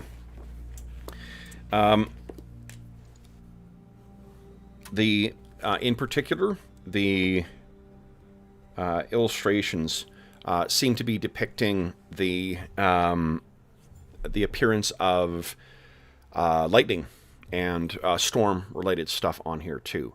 You would guess this may have been made by some kind of cleric or priest or shaman of the Ragged tribes, and it is quite exquisite in form as well. Now, one thing I've been thinking about quite a bit with this campaign, guys, is another house rule I'm going to introduce is the Identify spell will also appear on the All sphere for clerics. So it is a magic user spell because rules is written, there really isn't another way to identify stuff, and if you're playing a campaign with no mages, it means you can't use it. Identify is a very penalizing spell. Like, you take a pretty big con hit, and there's a chance of you failing with it. So it does play into the whole, like, risk versus reward use of stuff.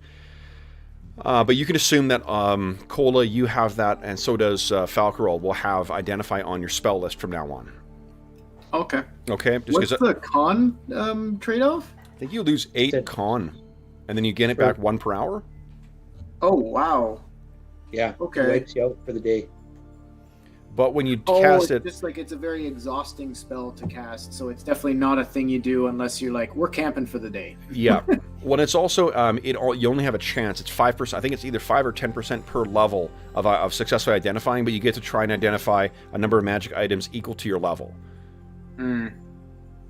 So it's, again, like, it plays into the risk-reward thing and the walking wounded element. So that's one of the other things you find, is this hide armor. You also find a helm. Now, would you give me another percentile roll, please? Somebody else wanna? Who wants to take the lead on the backstory of this? Oh, sorry, Mo. Go ahead. Yours will count. Okay. Oh, that's sorry. A percentile roll, Mo. Sorry. Sorry. Okay. So this... Ooh, this one seems very different. There is some very, very unusual stylings on this that I'm not sure that Cola may know. Cola, what's your intelligence? Oh, shoot. My character sheet closed when I crashed. Okay. 1 second. Sure. Go ahead and, Mo, give me another percentile roll. I'm just going to see if you... My intelligence is a 15. 15. Give me a D20 roll. You want to roll 7 or less. Can't. Yeah, you don't know what this thing was made from. It's got dark coloring to it, though, to this helm. And a 20. This, it definitely has arcane symbols on it as well, and you're not sure what. Well, I mean, without Grim may be able to give you some further insight into what these markings on this dark-colored helm would be. One more percentile roll, please, Tom.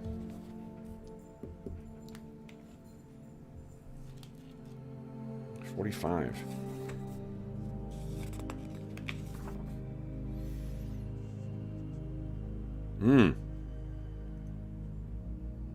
Interesting. Okay.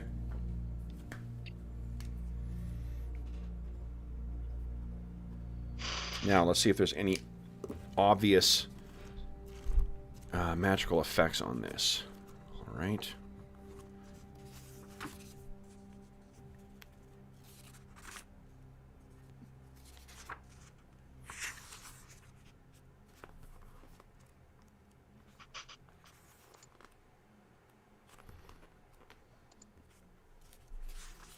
Okay.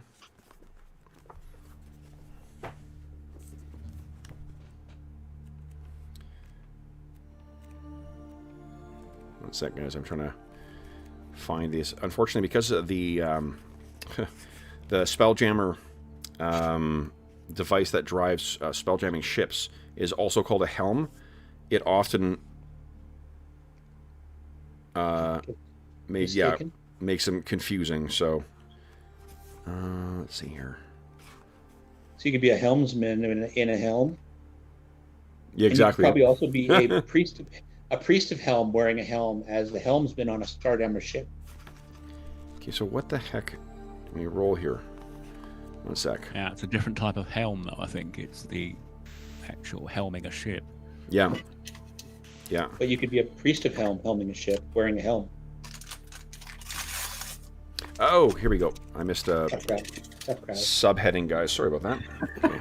I know we're over time. We're going to wrap up as soon as we're done this. I just want to give you guys, get this all taken care of so you know you're getting loot. And XP. And the XP. Heck yeah. That, what do you call it? It's that big bucket of... Okay, so it's not a helm. Forgive me. It's a mask.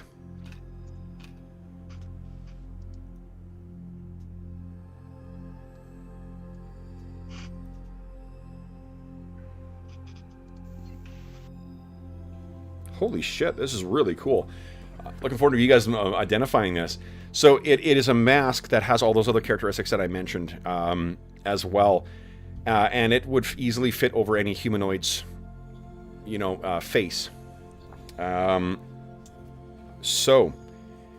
until you identify it, you don't get XP for it. But it's going to be awesome. You guys will really dig that. Okay. So then, let's do some XP from today. So, for those of you... Okay.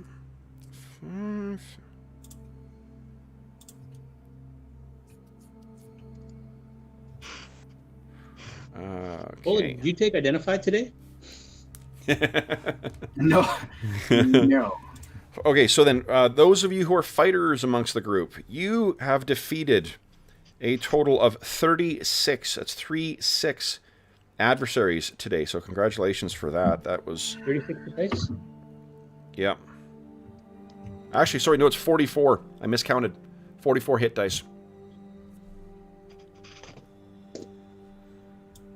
Whoa. Yeah, it was a lot.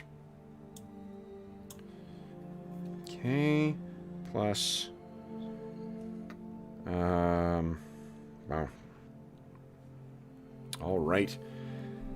Okay, so guys, even without identifying the magic items, because of the sheer number of Yeti that you guys took down today, and more particularly the gold that you recovered, you guys are each, before your XP bonus, gaining 2,046 XP. 2046.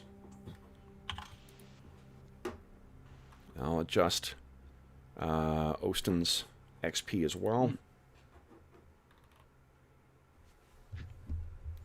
And Next time we go off to finish off the bad guys, we should Ostin. Just saying. Well, just think of how nice your new tent's going to be when you get back. He's building a freaking tent. We're fighting for our lives against a bunch of Yeti. All right. Okay, guys, so I think that brings us to the end of our session. So, for those listening at home, thank you so much for joining us for this session 41 of our Icewind Dale Legacy of the Crystal Shard campaign. As is always the case, if you have any comments, questions, or concerns regarding the session, the campaign, or the game that we're playing, please do not hesitate to leave a comment in the comment section of the video, and I will endeavor to reply in a timely fashion. In addition, you can find me on Twitter at Dungeon Musings, and you can find me by email. My email address is dungeonmusings@gmail.com. In addition, you can find a link in the description of this video to the Dungeon Musings Discord server, where all of us are active, and we have channels dedicated to this campaign, every other campaign we have on the channel. We have an AD&D specific channel as well as a bunch of other great channels, like there's a very active 5th edition one. There is a Find a Group channel if you're looking for people to play with. There's a virtual tabletop and streaming channel that has some great advice on selecting between the different virtual tabletops available, as well as how to help set up your streaming for yourself, as well as a bunch of other great stuff. So a bunch of great people, bunch of great channels, and you are more than welcome to join us on the server. In addition, what else? We mentioned it at the outset, and I'm going to be mentioning it once more when I get a chance to figure out when we're going to have it. But if you enjoyed some of the content, like these cool maps I've been using here, these are from the Rime of the Frostmaiden campaign, and we will be having at our next raffle a copy of Beadle and Grimm's very cool Platinum Edition Rime of the Frostmaiden box set, which includes an incredible amount of awesome stuff, in addition to all the contents of the actual modules. And we'll talk more about that when we get closer to the actual raffle, but that is going to be a pretty cool prize for whoever wins that raffle. Speaking of pretty cool people, let's end our session with a big thank you to, well, Mo's gone, but a big thanks to Mo, Dave, and Andrew. Guys, thank you so much for playing today. Congratulations. Did anyone ding today? No. Still not there? Oh, ways off. I'm at like 47,000. But I need to get to 75 for the next level of Ranger. Oh my god. That's a little wide. Nice. All right. Well, then, once again, for those who are listening at home too, if you are new to the channel and you don't want to miss any future stuff, be sure to click on subscribe and click on the bell icon to be notified when we go live. I also post the schedule for the coming week for the Dungeon Musings channel on the community tab of the channel, as well as on Twitter and on the Dungeon Musings Discord. So, if you are joining us live or contemporaneous with the current crisis, the reason we're playing this quarantine campaign in the first place, we do hope that this finds you healthy, safe, and weathering the current crisis as well as can be expected. We do hope that we've given you a few hours to turn your mind off of the troubles of our world and think about the troubles that our heroes continually get themselves into. And until we see you again, happy gaming. See ya. Bye.